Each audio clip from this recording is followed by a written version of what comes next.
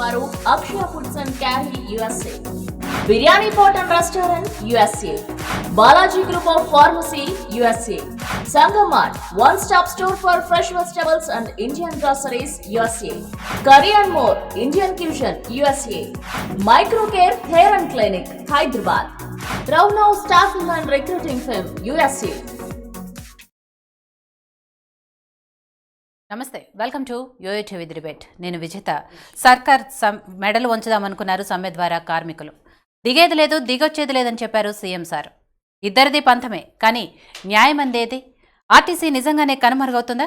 అయితే అసలు కార్మికుల పరిస్థితి ఏంటి? ఇదే ఇవాళ డిబేట్లో మనతో పాటు మాట్లాడడానికి ప్రస్తుతం స్టూడియోలో TMU state general secretary Nagilla Bala Reddy గారు, అలాగే పొలిటికల్ అనలిస్ట్ దాసరి శ్రీనివాస్ గారు, ఆర్టీసీ డ్రైవర్ ఉపేందర్ గారు, ఆర్టీసీ లేడీ కండక్టర్ కౌసల్య గారు ఉన్నారు. వాళ్ళతో మాట్లాడదాం. నమస్తే అండి అందరికీ కూడా. సో బాలరెడ్డి గారు, దాదాపు 19 రోజుల సమ్మె తర్వాత మొట్టమొదటిసారి నిన్న సీఎం కేసీఆర్ గారు డైరెక్ట్గా వచ్చి ప్రెస్ మీట్లో మాట్లాడారు. ఆర్టీసీ యూనియన్ల మీద చాలా ఆగ్రహంతో మాట్లాడారు. ఆయన వ్యాఖ్యలు చూస్తే ఫస్ట్ నుంచి కూడా చాలా ఆగ్రహంతో మాట్లాడినట్టుగా మనకు కనిపిస్తోంది. ఆర్టీసీ కథ అసలు ముగిసిపోయింది అన్నట్టుగానే మాట్లాడారు. సమ్మె కాదు ముగించేది, ఆర్టీసీయే ముగుస్తుంది అని. సో నిజంగా ఆర్టీసీ కథ కంచికైనా, కార్మికుల ఇంటికైనా? ఇంకా ఈ ప్రశ్నకు సమాధానం ఎట్లా చెప్పాలో మాకు అర్థం కావట్లేదు. ఎందుకంటే మనది భారతదేశం అన్నది ప్రజాస్వామ్య దేశం. ఇందులో కూడా చట్టాలు ఉన్నాయి. నియంత్రిత దేశం కాదు. ఇక్కడ సద్దాం హుసేన్ లేడు. ఇక్కడ ఉంది ప్రజాస్వామ్య దేశం. ప్రజాస్వామ్య దేశంలో కూడా మేము చట్ట ప్రకారం ID act article number 22A ప్రకారం మేము సమ్మె నోటీస్ ఇచ్చి నెగోషియేషన్స్లో పార్టిసిపేట్ చేసి తర్వాతనే సమ్మెకు పోయినాం. అలాంటప్పుడు కార్మికుల పరిస్థితి ఇంతేనా అన్నది అసలు అది క్వశ్చనే కాదు. రేపు ఎక్కడ మాకు ఏ రోజైనా మాకు విత్ వేజెస్ తోటి ఈ సమ్మె కాలానికి ఏదైతుందో సమ్మె కాలానికి, ఎందుకంటే గవర్నమెంటే నిర్లక్ష్యంగా వివరించింది కాబట్టి గవర్నమెంట్ మాతోటి నెగోషియేషన్స్ చేయకుండా, ఎలాంటి మేనేజ్మెంట్ కూడా నెగోషియేషన్ చేయకుండా ఒక రకంగా చెప్పాలంటే ప్రిమైండెడ్ తోటి ఆర్టీసీని మూసేయాలన్న ప్రిమైండెడ్ తోటి, అంటే దీన్ని బట్టి క్లియర్గా అర్థమవుతుంది సీఎం గారి వాదన లోపల. ఏదంటే ఆయన వారు ఒకసారి ఆలోచించుకోవాలి. వాళ్ళు ఇది చేసే ముందు అసలు ఆర్టీసీ ఏం పాపం చేసింది, ఆర్టీసీ కార్మికులు ఏం పాపం చేసిండు. ఆర్టీసీ కార్మికుల మూలంగానే ఇవాళ అనేక అవార్డ్స్ ట్రాన్స్పోర్ట్ రంగం లోపల గవర్నమెంట్కి వచ్చినాయి. కేఎంపీఎల్ అవార్డే అనుకోండి, తర్వాత యాక్సిడెంట్స్లో కానీ, తర్వాత వెహికల్ యూటిలైజేషన్లో కానీ, అర్బన్ ట్రాన్స్పోర్ట్లో ఇవాళ హైదరాబాద్ సిటీకి గ్లోబల్ సిటీ అన్న పేరు రావడానికి కారణం మేము ఇచ్చిన సర్వీస్. ఆర్టీసీ కార్మికులు ఇచ్చే సర్వీస్ మూలంగా గ్లోబల్ సిటీ మంచి ట్రాన్స్పోర్ట్ ఏర్పాటు చేయగలుగుతున్నాం. పోలీస్ డిపార్ట్మెంటు ఆర్టీసీ బ్రహ్మాండంగా పనిచేస్తున్న ఉద్దేశంతో ఇలా అవార్డు తీసుకున్నారు. ఇంత మంచి సంస్థలు, ఇంత మంచి కార్మికులను నేను ఆర్టీసీని ముంచేస్తా, తీసేస్తా అంటే ఇప్పుడు ఎవరైనా అంటారు. గతంలో కూడా మాకు చంద్రబాబు నాయుడు అన్నారు, అంతకంటే ముందు చెన్నారెడ్డి గారు కూడా అన్నారు. చెన్నారెడ్డి గారు సీఎం ఉన్నప్పుడు సెట్విన్ బస్సులు పెట్టి ఆర్టీసీని క్లోజ్ చేద్దామన్నారు. 1985లో కూడా అన్ని ఆర్టీసీ బస్సులు హైపేథికేటెడ్ టు LIC ఆఫ్ ఇండియా అని చెప్పి బోర్డు ఉండేది. అప్పుడు మీకు గుర్తుందో లేదా? ఇక్కడ పెద్ద ఎవరైనా 50 సంవత్సరాల మీద ఉంటే గుర్తుపట్టగలుగుతారు. హైపాథికేటెడ్ టు LIC ఆఫ్ ఇండియా అని ఉండేది, బాంబే అని. అలాంటిది ఈ ఆర్టీసీ ఎప్పుడు కూడా ఇది మోడుపోయే సంస్థ కాదు, ఇది చిగురు పెట్టే సంస్థనే తప్ప కాదు. దానికి తోడి వల్ల ఆర్టీసీలో పనిచేస్తున్న 50,000 కార్మికులు ఎవరైతున్నారో కమిటెడ్గా వర్క్ చేసేవాళ్ళు. ఇలా సారు చాలా ఎందుకో ఆవేశపూరితంగా మా మీద కోపంతో మరి ఎందుకు మాట్లాడిండో అర్థం కాలేదు మాకు. కానీ వాస్తవానికి మాత్రం ఆర్టీసీలో ఉన్నంత కమిటెడ్ కార్మిక వర్గం ఏదైతుందో ఇవాళ మీకు ఒకటే చెప్తున్నా, ఇవాళ ఆర్టీసీలో ఉన్న కార్మికుల శ్రమ మూలంగా ఇవాళ ఆర్టీసీ కార్మికులు దాచుకున్న సొమ్ము ఏదైతుందో సుమారుగా 750 కోట్లు ఇవాళ PF, తర్వాత 650 కోట్లు CCS, తర్వాత ఒక 600 కోట్లు SRBS SBT అమౌంట్. ఈ అమౌంట్ను మీరు వాడుకొని మా సంస్థ కావాలి, మా సంస్థ ఉండాలనే ఉద్దేశంతో ఇవాళ సంస్థకు అనేది కార్మికులు ఇచ్చింది. ఇవాళ ఎలాంటి లాభాపేక్ష లేకుండా కార్మికులు ఇవ్వడం జరిగింది. అదే మీరు బయట బ్యాంకులకు పోతే ఎక్కడ పోయినా కానీ 9.5 నుంచి 11-12% దాకా ఇంట్రెస్ట్ తీసుకున్నాం. కానీ మాకు ఇచ్చేదంతా 6% వడ్డీ ఇస్తున్నాం. అది కూడా ఎప్పుడు ఇస్తావో తెలియదు. అయినా కానీ మా కార్మికులు ఓపిక గత సంవత్సర కాలం నుంచి సుమారుగా 10 నెలల కాలం నుంచి మా CCS డబ్బులు మాకు రావడం లేదు, మా PF డబ్బులు మాకు రావడం లేదు. తీరా ఇంత అయిన తర్వాత కూడా మా కార్మికులు నిరంతరం కష్టపడి పనిచేసిన తర్వాత నెల తర్వాత ఎక్కడైనా కూలీ చేసేవాళ్ళు కానీ ఎవరైనా కానీ నెల కాగానే ఒక డేట్ ఉంటుంది. ఏదంటే షార్లీ డే అని ఉంటుంది. ఎవరికైనా ఎక్కడ పనిచేసే వాళ్ళు కూడా ఏ డిపార్ట్మెంట్లో చూసినా కానీ షార్లీ డే అని ఉంటుంది. షార్లీ డే అనేది మాకు ఫస్ట్, ఏదైనా నెల ఫస్ట్ రోజు మాకు జీతాలు రావాలి. అయినా మాకు 6వ తారీఖు 7వ తారీఖు జీతాలు వచ్చినా కానీ మా కార్మికులు ఇలా మొక్కవని ధైర్యంతో ఆత్మవిశ్వాసంతో పనిచేసింది. అయినా ఇంకా చేసిన 35 సంవత్సరాలు పనిచేసినా కానీ సెటిల్మెంట్స్ ఇవ్వకున్నా కానీ పర్లేదు మా ఆర్టీసీ ఉండాలి. గత సంవత్సర కాలం నుంచి ఏప్రిల్ 18 నుంచి ఇప్పటివరకు సెటిల్మెంట్ పైసలు ఇవ్వలేదు. నిన్న సీఎం గారు అంటారు మేము పిఎఫ్ డబ్బులు మేము గవర్నమెంట్ వాడుకుందా, వాళ్ళే వాడుకున్నారు. ఎవరు వాడుకున్నారు? మీరు ఇవ్వాల్సిన పైసలు ఏవైతే సబ్సిడీ పైసలు ఉన్నాయో ఇప్పటికి 23,000 కోట్ల రూపాయలు గవర్నమెంట్ నుంచి రావాలో ఆ డబ్బులు ఇవ్వకపోవడం మూలంగా మా డబ్బులు వాడుకోవడం జరిగింది. ఇండైరెక్ట్ గవర్నమెంట్ వాడుకున్నట్టే కదా. మేము వాడుకున్నామా సీఎం గారు అంటున్నారు. వాస్తవానికి సీఎం గవర్నమెంటే వాడుకున్నట్టు కదా. మాకు 2300 కోట్లు వచ్చినట్టుంటే మా డబ్బులు వాడే పరిస్థితి లేదు కదా. ఇంత దుర్మార్గంగా ఇంత అన్యాయంగా ఎందుకో మరి అర్థం కాదు. మేము సవతిపల్లి పిల్లలమా అర్థమవుతలేదు మాకు ఇంకా అర్థమవుతలేదు. కానీ ఒకటి మాత్రం సీఎం గారు గుర్తుపెట్టుకోవాలి, ఇప్పటికి కూడా కార్మికులు ఎవరైతే కష్టపడే కార్మికుల యొక్క శ్రమను దోసుకున్నవాడు, శ్రమ మీద ఎవరైతే ఉక్కుపాదం మోపిన వాళ్ళు ఎవరైతే ప్రపంచంలో కూడా ఎవ్వరు కూడా బాగుపడే దాఖలాలు లేవు. మొదటి నుంచి చూసినట్టు చరిత్ర చూసినా కానీ ఇలా సంస్థను నాశనం చేద్దామనేది ఎవరైతే మీరే అన్నారు. పోయిన ఎలక్షన్లో కూడా కోదండరామ్ గారిని అరెస్ట్ చేసి, అంతకంటే ముందు సకల జిల్లా సమ్మెలో కూడా అరెస్ట్ చేసి ఆర్టీసీ కార్మికులు మమ్మల్ని అరెస్ట్ చేసినప్పుడు జూబ్లీ బస్ స్టేషన్ కాడ అరెస్ట్ చేసినప్పుడు కరీంనగర్ మీటింగ్లో వారే స్వయంగా మాట్లాడిండు. ఇవాళ కోదండరామ్ గారు అరెస్ట్ చేసిండు, ఆర్టీసీ నాయకులను అరెస్ట్ చేసిండు. కిరణ్ కుమార్ రెడ్డి గారు ఖబర్దార్ అగ్గితోటి ఆటలు ఆడుకుంటున్నారు, అగ్గి మిమ్మల్ని కాల్స్తున్నారు. అదే మాట ఇవాళ మీకు రివర్స్ అవుతుంది ఖచ్చితంగా. ఎందుకంటే మా కార్మిక వర్గం అన్నది నిన్న ఇవాళ ఒకటే మీకు ఎగ్జాంపుల్ చెప్తా. నిన్న మీరు అంత భయంకరమైన స్టేట్మెంట్ ఇచ్చిండు మునిగిపోతుంది అని. ఇలా మా కార్మికుడు ఒక్కడు కూడా రాసియలేదు మీకు. కనీసం మీ మాటకు వాల్యూ ఉన్నట్టుంటే కనీసం ఒక 1% 2%, ఇప్పుడు 50,000 మంది కార్మికుల 1% అని రాసేయాలి కదా. ఏ ఒక్కరికి రాసేయాలి. ఎవరైనా డ్యూటీలోకి చేరినట్టు మీరే ఎంక్వైరీ చేసుకోండి. ఏ ఒక్కరికి రాలేదు అంటే మొక్కవని ధైర్యంతో ఇవాళ మేము పడుతున్న బాధలు ఏవైతున్నాయో, మా కార్మిక వర్గం పడుతున్న బాధలు ఏవైతున్నాయో వాస్తవమైనది. మేము ఇంత కష్టపడుతున్నాం కానీ మాకు రావాల్సింది రావడం లేదు. మాకు ఖచ్చితంగా ఆర్టీసీని ప్రభుత్వంలో విలీనం చేయాలి, చేస్తేనే మా బాధలన్నీ పోతాయి. మేము కష్టపడతాం కానీ నెలగానే మాకు జీతం వస్తాయి, అట్లీస్ట్ రిటైర్ అయినప్పుడు సెటిల్మెంట్ పైసలు వస్తాయన్న భావంతో ఇలా మా కార్మికులు అనేది చేస్తున్నాం. ఇంకా మేము ఇంత కష్టపడ్డా కానీ ఒక కొత్త బస్సు ఆర్టీసీ నడవాలంటే ఎట్లా నడవాలి? మీరే అంటున్నారు ఇవాళ ఆర్టీసీకి 2,000 బస్సులు కావాలని చెప్పి మీరే స్వయం అంటున్నారు. అన్నప్పుడు మరి ఆర్టీసీకి ఇవ్వచ్చు కదా. ఇవాళ ఆర్టీసీ ఇవ్వకుండా మీరు ఇలా హైర్ బస్సులు ఇస్తామని చెప్తున్నారు. హైర్ బస్సులు ఎక్కడ ప్రాఫిట్లో ఉన్నాయి చెప్పానంటే డిబేట్లో కూర్చుంటున్నారు. డిబేట్లో ప్రభుత్వ అధికారి ఎవరైనా వచ్చి కూర్చోమని చెప్పండి. హైర్ బస్సులకు ఏదైతుందో అగ్రిమెంట్లో క్లియర్గా ఉంటుంది మేడం. ఇలా హైర్ బస్సుల అగ్రిమెంట్లో కూడా డీజిల్ హైక్ రేట్ అయినప్పుడు వాళ్ళకి ఇచ్చే పేమెంట్ అనేది హైక్ అవుతుంది. ఎప్పుడు ఒకరో ఇవాళ రేట్ రేపు లేకపోతే ఇవాళ పేమెంట్ చేసేది వేరే ఉంటుంది. కిలోమీటర్కు ఏదైతే 21 పైసలు 21 రూపాయలు 22 రూపాయలు ఉంటుంది. అది ఆ బస్సుల వల్ల 4 కోట్ల లాభం వస్తుంది, ఆర్టీసీ బస్సు వల్ల 3 కోట్ల నష్టం వస్తుంది అని చెప్తున్నారు. కరెక్ట్.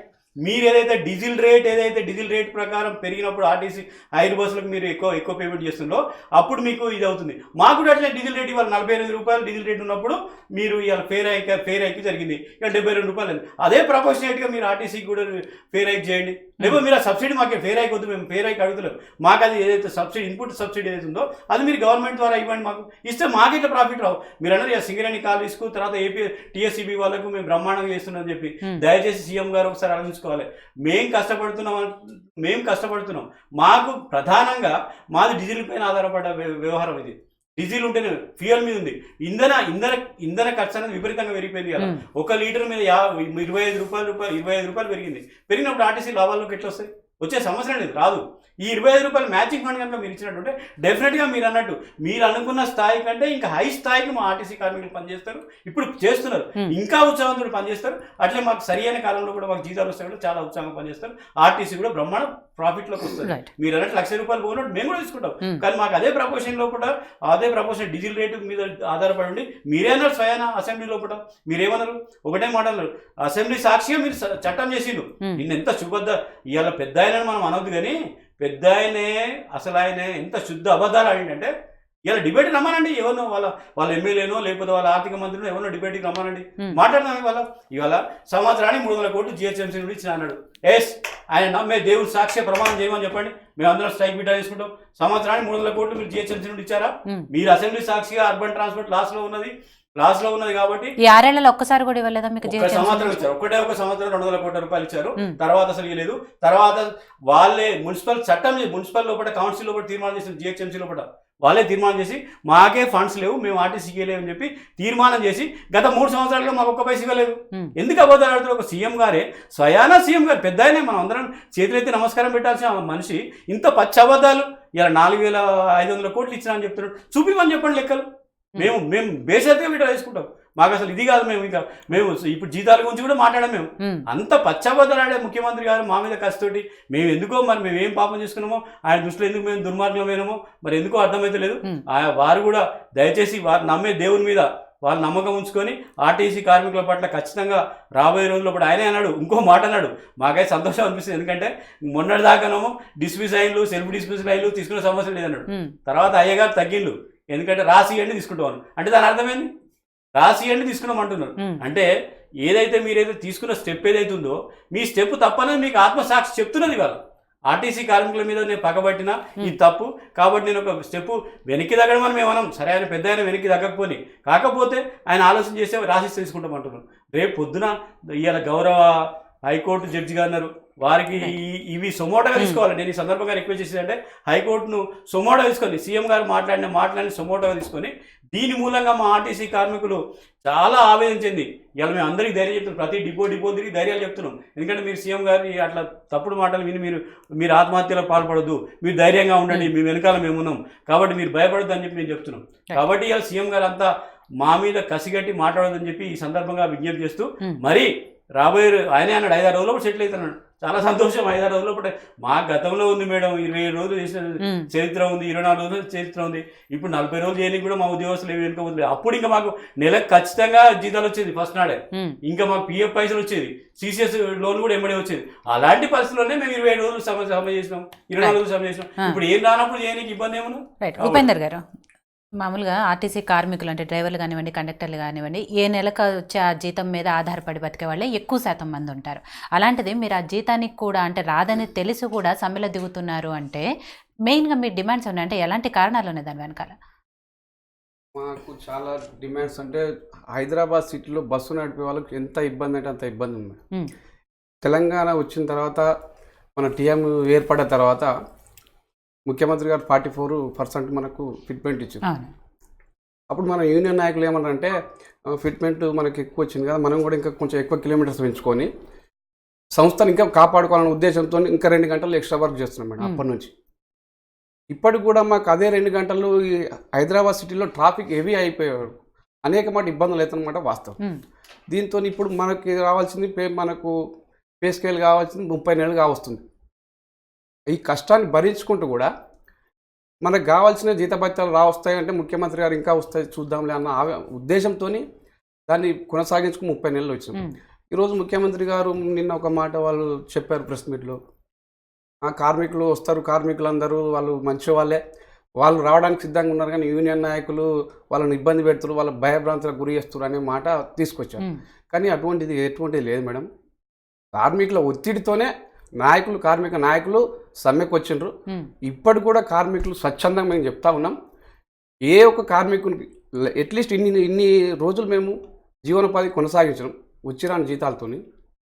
ఇప్పటికి కూడా మేము చెప్తున్నాం ఇంకా 15 రోజులు నెల రోజులైనా మాకు ఇబ్బంది లేదు. మనం చేసే వర్క్ ఏంటంటే సంస్థ బాగుపడాలి, భావితరాలకు కూడా మనం మార్గదర్శకం కావాలి. ఇంకా మనకు వచ్చే 7,000 ఉద్యోగాలు ఖాళీలు ఉన్నాయి, అవి భర్తీ చేయాలి. ఇప్పుడు నేను కూడా కోరుకునేది ఏంటంటే ఒక కార్మిక డ్రైవర్గా, సాధారణ ఒక డ్రైవర్గా అందరమే డ్రైవర్లు కండక్టర్లు స్వచ్ఛందంగా సమ్మెలోకి వెళ్ళిపోయినాం. మా మీద ఎటువంటి కార్మిక ఒత్తిడి లేదు. మాకు రావాల్సిన వేతన సాధన ఒకటి కావాలి, సంస్థ మనగడ మనకు ముఖ్యం. భావితరాలకు కూడా ఈ ఉపయోగపడతాయి అన్న ఉద్దేశంతో సంస్థ కాపాడుకుంటే మనకు చాలామందికి ఇంకా అవకాశాలు ఉంటాయి అన్న ఉద్దేశంతో మేము ఈ సమ్మెను కొనడానికి సిద్ధంగా ఉన్నాం మేడం. ఇప్పుడు తాత్కాలిక డ్రైవర్లు కండక్టర్లు వస్తున్నారు, వాళ్ళకు కూడా నేను ఈ వేదిక ద్వారా చెప్తా ఉన్నా, మా అటువంటి సాధారణ కార్మికుల పొట్టగొట్టి ఈ ఒక్క 10 రోజుల కోసం మీరు ఇటువంటి ఆశపడి మా పొట్టలు కొట్టే పరిస్థితి చేయొద్దు. ఎందుకంటే సంస్థ ఎప్పుడైతే మనగడ కాపాడుకుంటున్నామో మనకంటే ముందు సీనియర్ చాలామంది కాపాడుకుంటూ వచ్చారు, మనం కూడా కాపాడుకుంటే భావితరాలకు ఉపయోగపడతాయి అన్న ఉద్దేశంతో వాళ్ళని కూడా ఈ వేదిక ద్వారా నేను రిక్వెస్ట్ చేస్తాను. డ్రైవర్లకి సింగిల్ పేమెంట్తో డబుల్ డ్యూటీ చేయిస్తున్నారు అనేది ఎంతవరకు? అది 530 రూపాయలతోని ఇలా మేము డబుల్ డ్యూటీ వేస్తున్నాం. డబుల్ పనికి డబుల్ వేతనం ఇవ్వాలి, సమాన పనికి సమాన వేతనం ఉన్నది. మన కార్మిక చట్టాలలో కూడా అది ఉన్నది. అది గవర్నమెంట్కి తెలుసు, ఇటు యాజమాన్యానికి కూడా తెలుసు. అయినప్పటికీ కూడా మన సంస్థను మనగడ కోసం కూడా ఈరోజు 530 రూపాయలు మేడం, 8 అవర్స్ నుంచి 10 అవర్స్ డ్యూటీ చేస్తే అది కూడా మన సంస్థ విధి లేని పరిస్థితుల్లో కార్మికులు కొంతమంది సిక్ అయిన పరిస్థితుల్లో మనం సర్వీసులు ఆపొద్దు, ప్రజలకు ఇబ్బంది కావద్దనే ఉద్దేశంతో 530 రూపాయలు కూడా ఈ డబల్ డ్యూటీకి మనం పొద్దున 5 o'clock పోతే రాత్రి 11 గంటల వరకు 530 రూపాయల జీతంతో ఈ సంస్థను నెట్టుకుంటూ వస్తూ ఉన్నాము. ఇటువంటి పరిస్థితులలో కూడా గవర్నమెంట్ మనకు ఇంకా ఏదైనా సహాయం అందిస్తుందా, మన సంస్థను కాపాడుకోవాలన్న ఉద్దేశంతో కార్మికులుగా మేము ఈ రకంగా కష్టపడుకుంటూ ముందుకు వస్తూ ఉన్నాము. కౌసల్య గారు, మహిళా కండక్టర్లుగా అంటే బస్సుల్లో ఎలాంటి ఇబ్బందులు పడతారో ఏంటో మా అందరికీ కూడా తెలిసిన విషయమే. సో అలాంటిది వాళ్ళ సమ్మెలో కూడా మహిళా కండక్టర్లు ముందుండి మరీ నడిపిస్తున్నారు. సో ఎందుకని అంటే మహిళా కండక్టర్లకి మెయిన్గా వాళ్ళకున్న ప్రాబ్లమ్స్ ఏంటి? సమ్మెలో ఇప్పటికీ ఇన్ని రోజుల నుంచి మీరు సమ్మె చేస్తున్నా కూడా ప్రభుత్వం మాత్రము దాన్ని ముగించకపోగా చర్చలు లేవు అనుకుంటూ అసలు ఆర్టీసీనే ముగిస్తాము అంటుంది. ఇప్పుడు ఇది ఆర్టీసీ అనేది ఒక ప్రజా రవాణా సంస్థ. ప్రజలకు, సామాన్య ప్రజలకు సౌకర్యార్థము పనిచేసేటువంటి సంస్థ. ఇందులో 5,000 పైన మహిళా కండక్టర్లు కూడా భాగస్వాములుగా పనిచేస్తున్నారు. అయితే ఇప్పుడు మేము మహిళలుగా దీంట్లో 24 సంవత్సరాల నుంచి మేము సర్వీస్ చేస్తున్నాం మహిళా కండక్టర్లుగా. మహిళా కండక్టరు ఇప్పుడు ఒక బస్సులో ఇప్పుడు పద్మ వ్యూహం ఎంత ఇదిగా ఛేదించిండ్రో అంత ఆ విధంగా ఒక మహిళ ఈ ఉద్యోగ ధర్మాన్ని నిర్వర్తిస్తుంది.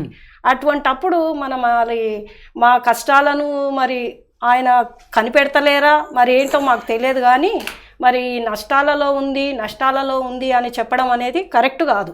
ఇప్పుడు లాభ నష్టాలు అనేది ఇది ప్రజలకు సౌకర్యం కల్పించేటటువంటి సంస్థ కాబట్టి నష్టాల గురించి ఆలోచించవద్దు, లాభ నష్టాల గురించి ఆలోచించవద్దు.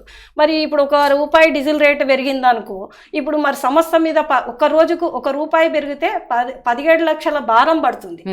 అలాంటప్పుడు ఇప్పుడు తను ఇచ్చే సంక్షేమ పథకాల కోసం ఆలోచించి ప్రజల మీద భారం పడుతుందని మరి ₹1 టికెట్ రేటును పెంచలేదు ఇప్పటి వరకు కూడా. మరి అది కూడా మరి గమనంలోకి తీసుకోవాల్సిన అవసరం ఎంతైనా ఉంటుంది. ఇప్పుడు డీజిల్ రేటు మరి ఎంవీ ట్యాక్స్ వల్ల కూడా మేము 27% ఎంవీ ట్యాక్స్, మాకు మిగతా వాటికేమో 4% అయితే మాకు 24%. దానివల్ల కూడా మాకు నష్టం అనేది జరుగుతుంది. మరి అప్పుడు కాంగ్రెస్ ప్రభుత్వం కానీ తెలుగుదేశం ప్రభుత్వం కానీ ఈ ఎంవీ ట్యాక్స్ అనేది వాళ్ళు మాకు రద్దు చేసిండ్రు.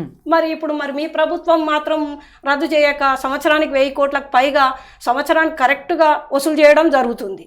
అలాంటప్పుడు మీరు ఇచ్చే రాయితీలు మాకు కరెక్ట్గా ఇస్తే, మీరు తీసుకునేది కరెక్ట్గా తీసుకుంటున్నారు కానీ ఇచ్చే రాయితీలు మాత్రము రావడం లేదు.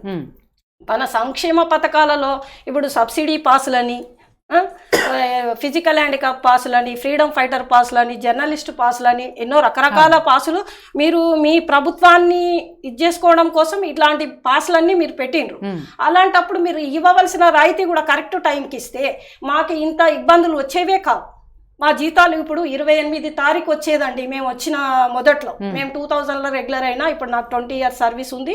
అప్పట్లో మాకు 28, 29 ఫస్ట్ వరకు మా శాలరీస్ వచ్చేవి. ఇప్పుడు 5 తారీఖు 6 తారీఖు అయినా కూడా మా జీతాల కోసం ఎదురు చూడవలసిన పరిస్థితులు ఏర్పడ్డాయి. అది మా పరిస్థితి అండి. మరి ఇంకొక విషయం ఏంటంటే, ఇప్పుడు యూనియన్లు ముందుండి కార్మికులను తప్పుదోవ పట్టించి ఈ సమ్మె అనేది చేస్తున్నారు. ఇది ఒక పిచ్చి సమ్మె అని ఆయన సంబోధించడం జరిగింది. అది ఎంతవరకు కరెక్ట్ అని మీరు అనుకుంటున్నారు? అది కరెక్ట్ కాదు. ఎందుకంటే యూనియన్ల ప్రయోజనాల కోసం ఈ సమ్మె చేయటం లేదు. వాళ్ళు ఇప్పుడు యూనియన్ల ప్రయోజనాల కోసం ఈ సమ్మె చేస్తే వాళ్ళు 4 సంఘాలు కలిసి ఒక జేఏసీగా ఏర్పడాల్సిన అవసరం వాళ్ళకి లేదు. 4 సంఘాలు కలిసి జేఏసీగా ఏర్పడి కార్మికులను ముందుంచి ఈ ఉద్యమాన్ని నడిపిస్తున్నారు. ఆ రోజు మరి ఈ సంఘాలే కదండి సకల జనుల సమ్మెకు కారణం. సకల జనుల సమ్మె చేయటం వల్లనే కదా మనకి ఈరోజు తెలంగాణ రాష్ట్రం ఏర్పడింది. మరి మేము ఇప్పుడు ఆ రోజు 27 రోజులు సమ్మె చేసినామండి. ఆ రోజు మహిళలం, అప్పుడు కూడా మేము ముందున్నాము, ఇప్పుడు కూడా ముందున్నాము. మరి మేము ఇప్పుడు ఎన్ని రోజులైనా కూడా మా దానికోసం ఎటువంటి పరిణామాలు ఎదుర్కోవడానికైనా, ఎటువంటి త్యాగాలు చేయడానికైనా మేము సిద్ధంగా ఉన్నాము. మరి మా సోదరులు ఇద్దరు కూడా దీనికోసం బలిదానం అయ్యిండ్రు. వాళ్ళ గురించి అసలు మీరు పట్టించుకునేదే లేదు. మళ్ళీ 10 మంది గుండెపోటుతోటి మరణించారు మీ యొక్క స్టేట్మెంట్స్ వలన. వాళ్ళు అధైర్యపడి మనస్థైర్యం కోల్పోయి ఈరోజు 10 మంది వరకు మా సోదరులు మరణించారు. అలాంటప్పుడు మేము ఒకప్పుడు తెలంగాణ కోసం 12 మంది ఆహుతి అయ్యారు, 1200 మంది ఆహుతి అయ్యారు. మరి ఇప్పుడు మా సమ్మె కొరకు ఒక 10 మంది మరణించారు, ప్లస్ మరి 2 బలిదానం కూడా అయ్యిండ్రు కదా. మరి మీరు వాళ్ళ గురించి ఆలోచించే విధానం లేదా? సంస్థనే మూసేస్తా అంటే ఇది మన వ్యక్తిగత సంస్థ కాదు కదండి, ఇది ప్రజా రవాణా సంస్థ, ఇది ప్రజల సంస్థ, ప్రజలకు అందరికీ, సామాన్యులకు అందరికీ సౌకర్యం కల్పించేటటువంటి సంస్థ. దీని గురించి మీరు ఆలోచించవలసిన అవసరం ఉంది. ఇప్పుడు మేము 50,000 మంది కార్మికులం దీంట్లో పనిచేస్తున్నాం. మా ఫ్యామిలీస్ ఒక 4 చొప్పున మేము పెట్టుకున్నా కానీ ఒక 2-3 లక్షల మంది మేము ఈరోజు రోడ్డు మీద పడితే పడని అని అంటే కారణం ఏందండి? మా అర్థనాదాలు మీకు వినిపించడం లేదా? మా బాధలు మీకు తెలియడం లేదా? మేము మహిళలకి ఎంత బాధపడుతున్నామండి? దీని మీద జీవనాధారం కల్పించామండి. ఎంతోమంది మహిళలు ఉన్నారు, భర్త లేకుండా ఇప్పుడు భర్త ఉద్యోగం చేసి దీని మీద డిపెండ్ అయ్యి బతికే మహిళలు కూడా చాలా మంది ఉన్నారు ఈ సంస్థలో. కాబట్టి వీళ్ళందరి గురించి కూడా ఆయన ఆలోచించవలసిన అవసరం ఎంత ఆయన ఉంది. కుటుంబంలో ఒక పెద్దకి ఎంత బాధ్యత ఉంటుందో ఒక రాష్ట్రానికి పెద్దగా, ఒక మంత్రిగా, మీకు తండ్రిగా కూడా అంతే బాధ్యత ఉంటుందని నేను ఒక మహిళగా మీకు విజ్ఞప్తి చేస్తున్నానండి. శ్రీనివాస్ గారు, ఆర్టీసీ కార్మికుల పట్ల కేసీఆర్ గారు తెలంగాణ వచ్చిన కొత్తలో తెలంగాణ ఉద్యమ టైంలో మాట్లాడిన వైఖరికి, నిన్న మాట్లాడిన వైఖరికి చాలా అంటే చాలా తేడాగా అనిపిస్తోంది. ఎందుకు అంత కోపం పెంచుకున్నారు ఆర్టీసీ మీద? అంటే ఫస్ట్ ఆఫ్ ఆల్ ఈ ఆర్టీసీ సంబంధించి ప్రజా రవాణా సంస్థ అని చెప్పి మనం అందరం అంటున్నాం. దీనిలో లాభ నష్టాలు అనేవి మనం ఎప్పుడు బేరీజ్ చేయకూడదు. ప్రభుత్వం కావచ్చు, యూనియన్లు కావచ్చు, ఎవరు కూడా బేరీజ్ చేయకూడదు. ఎందుకంటే ఇది ప్రజలకు ఉపయోగపడే సంస్థ. ఎందుకంటే ప్రభుత్వంలో ఉన్నటువంటి అనేకమైనటువంటి పాలసీలలో ఆర్టీసీ కూడా ఒకటి. ఎందుకంటే మన ఆరోగ్యశ్రీ ద్వారా చాలా ఫండ్స్ ఇస్తున్నాం, పెన్షన్స్ ద్వారా చాలా ఫండ్స్ ఇస్తున్నాం, ఇలా అనేకమైన లోన్స్, సబ్సిడీస్, ఇలా చాలా రకాలైనటువంటి అంటే ఒక ప్రభుత్వానికి ఆదాయం రానటువంటి అనేకమైనటువంటి పాలసీలు ఉన్నాయి. దానిలో ఇది ఆర్టీసీ కూడా ఒకటి. ఎందుకంటే నిత్య అవసరం, అంటే ప్రజలకి నిత్య అవసరం.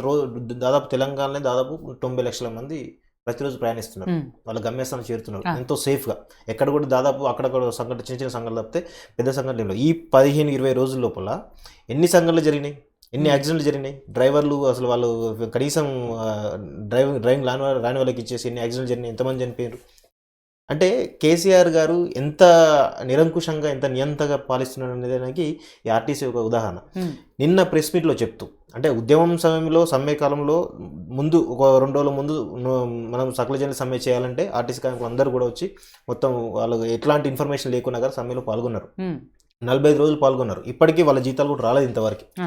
సో ఆ తర్వాత తెలంగాణ టీఎంయూ 2012-2013లో యూనియన్ సంఘం ఎలక్షన్ ఎన్నికైనప్పుడు కేసీఆర్ గారు ఒక ప్రెస్ మీట్ చెప్పారు, వాళ్ళ కాలికి ముళ్ళు కూస్తే నేను పంటితో తీస్తాను చెప్పేసి.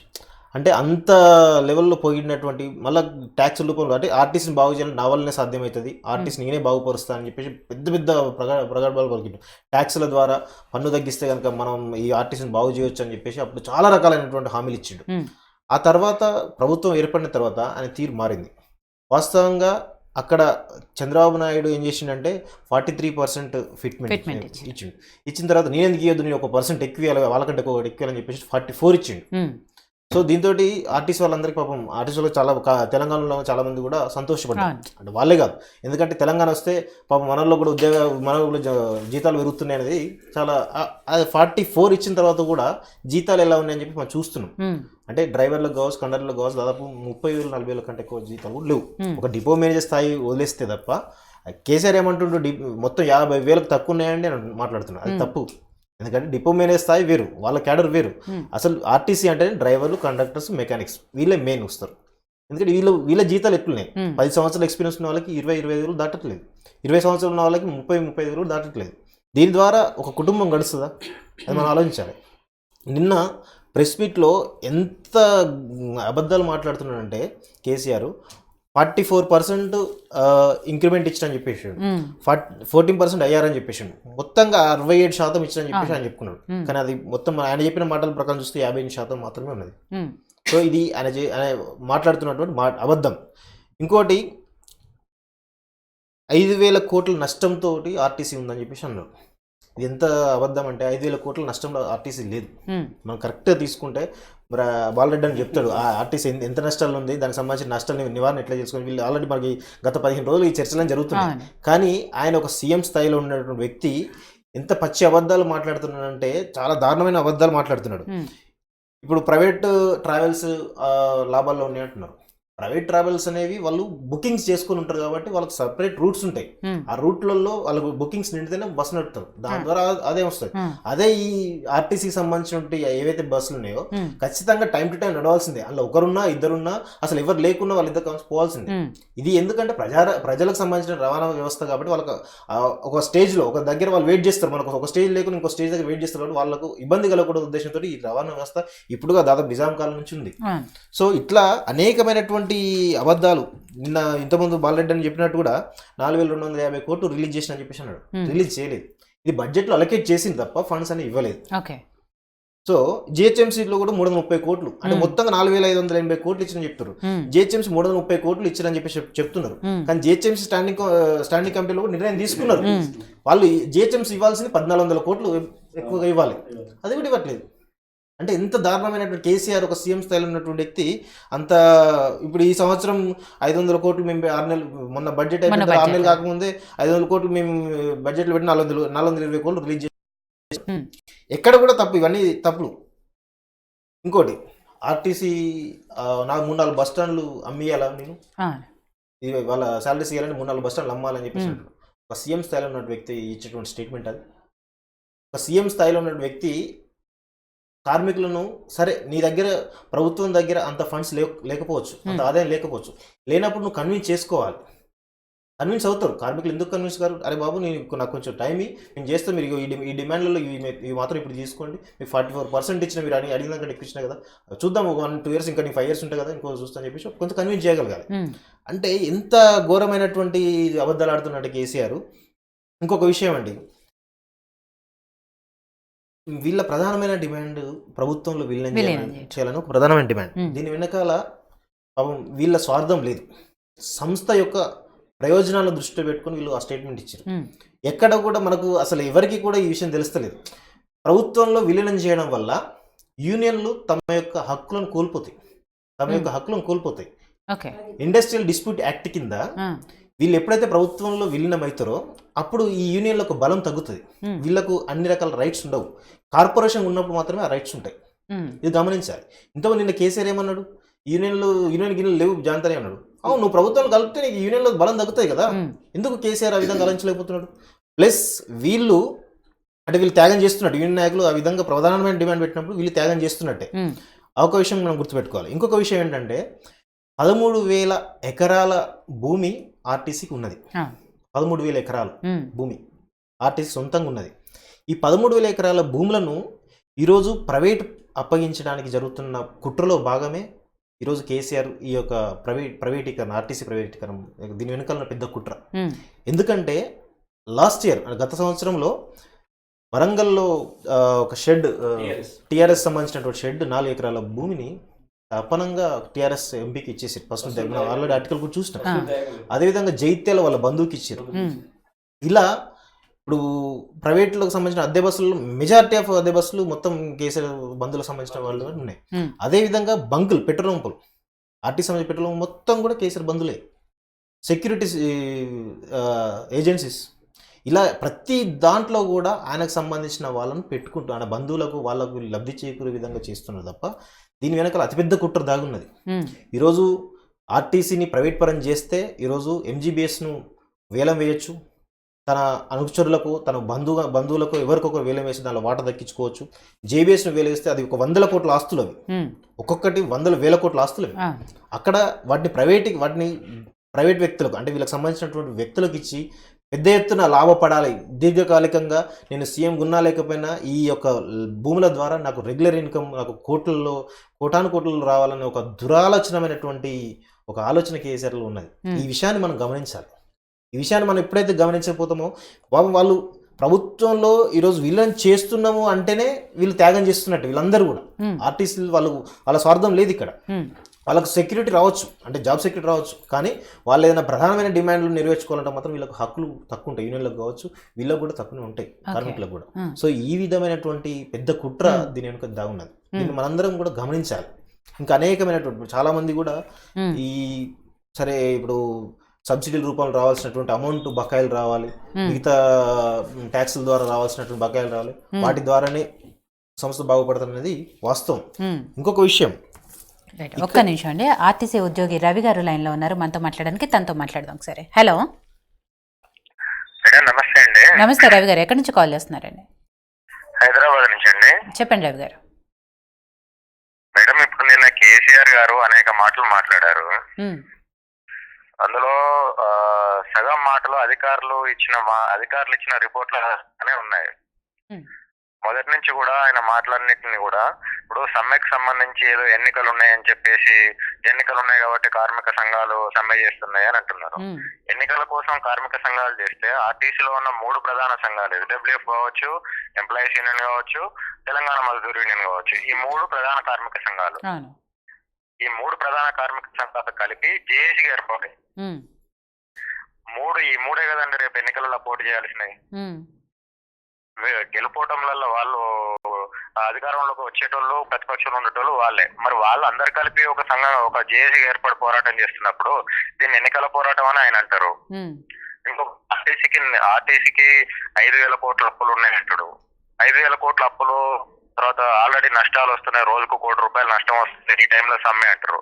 ఈ టైంలో సమ్మె కాదండి, సమ్మె నోటీస్ ఇచ్చింది సెప్టెంబర్ 20. సమ్మె నోటీస్ ఇచ్చిన తర్వాత 14 రోజులకు సమ్మెలోకి వెళ్ళొచ్చు. లోపు నెగోషియేషన్ దానికి కూడా చెప్పారు కదా, సమ్మె నోటీస్ ఇవ్వగానే ప్రభుత్వం మీతో చర్చలు జరపాలా అని.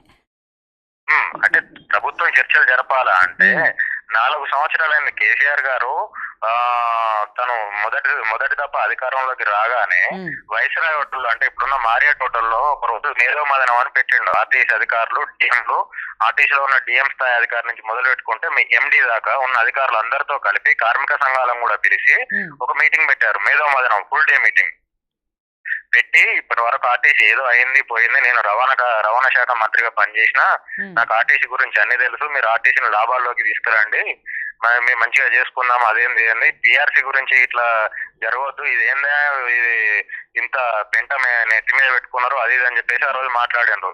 ఈ ఏరియాస్ అని ఎవరు కడతాడు, ఏమవుతుందని. అప్పటికి ఉమ్మడి రాష్ట్రంలో పిఆర్సీ ఇవ్వాలి, ఉమ్మడి రాష్ట్రంలో వేతన సవరణ జరగాలి. ఆ వేతన సవరణ జరగకుండా 2 సంవత్సరాలు ఆలస్యం అయింది. 2 సంవత్సరాలు ఆలస్యం అయితే ఈ మైలంతా, ఈ మురికంతా, ఈ పెంట అంతా ఏందా అని చెప్పేసి ఆ రోజు సీఎం గారు వ్యాఖ్యానించారు. మరి ఈ రోజు ఏంటండి, ఈ రోజు వేతన సవరణ గడువు ముగిసి 34 నెలలు అయింది. ఇప్పటికి వేతన సవరణ జరగాల్సింది 2017 ఏప్రిల్లో జరగాలి. 2017 ఏప్రిల్లో జరగాల్సిన వేతన సవరణ ఇప్పటి వరకు జరగలేదు. 34 నెలలు అయింది. ఇప్పుడు మైల కాలేదా, ఇప్పుడు పెంట కాలేదా, ఇప్పుడు మురికి కాలేదా? ఆ వేతన సవరణ, న్యాయమైన వేతన సవరణ జరగాలి అని చెప్పేసి అన్నాం. ఆ రోజు సీఎం గారు ఏం చెప్పిండు, మీకు మార్చి నాటికే మీరు నాకు ప్రతిపాదనలు పంపండి, ఏప్రిల్ నాటికి ఇంత పిఆర్సీ కమిటీలు గిమిటీలు ఏం లేకుండా మంచి పిఆర్సీ ఇచ్చుకుందాం, నెల ముందుగానే పిఆర్సీ ఇస్తా అని చెప్పిండు ఆ రోజు. నెల ముందుగా పిఆర్సీ ఇస్తా అన్నాడు.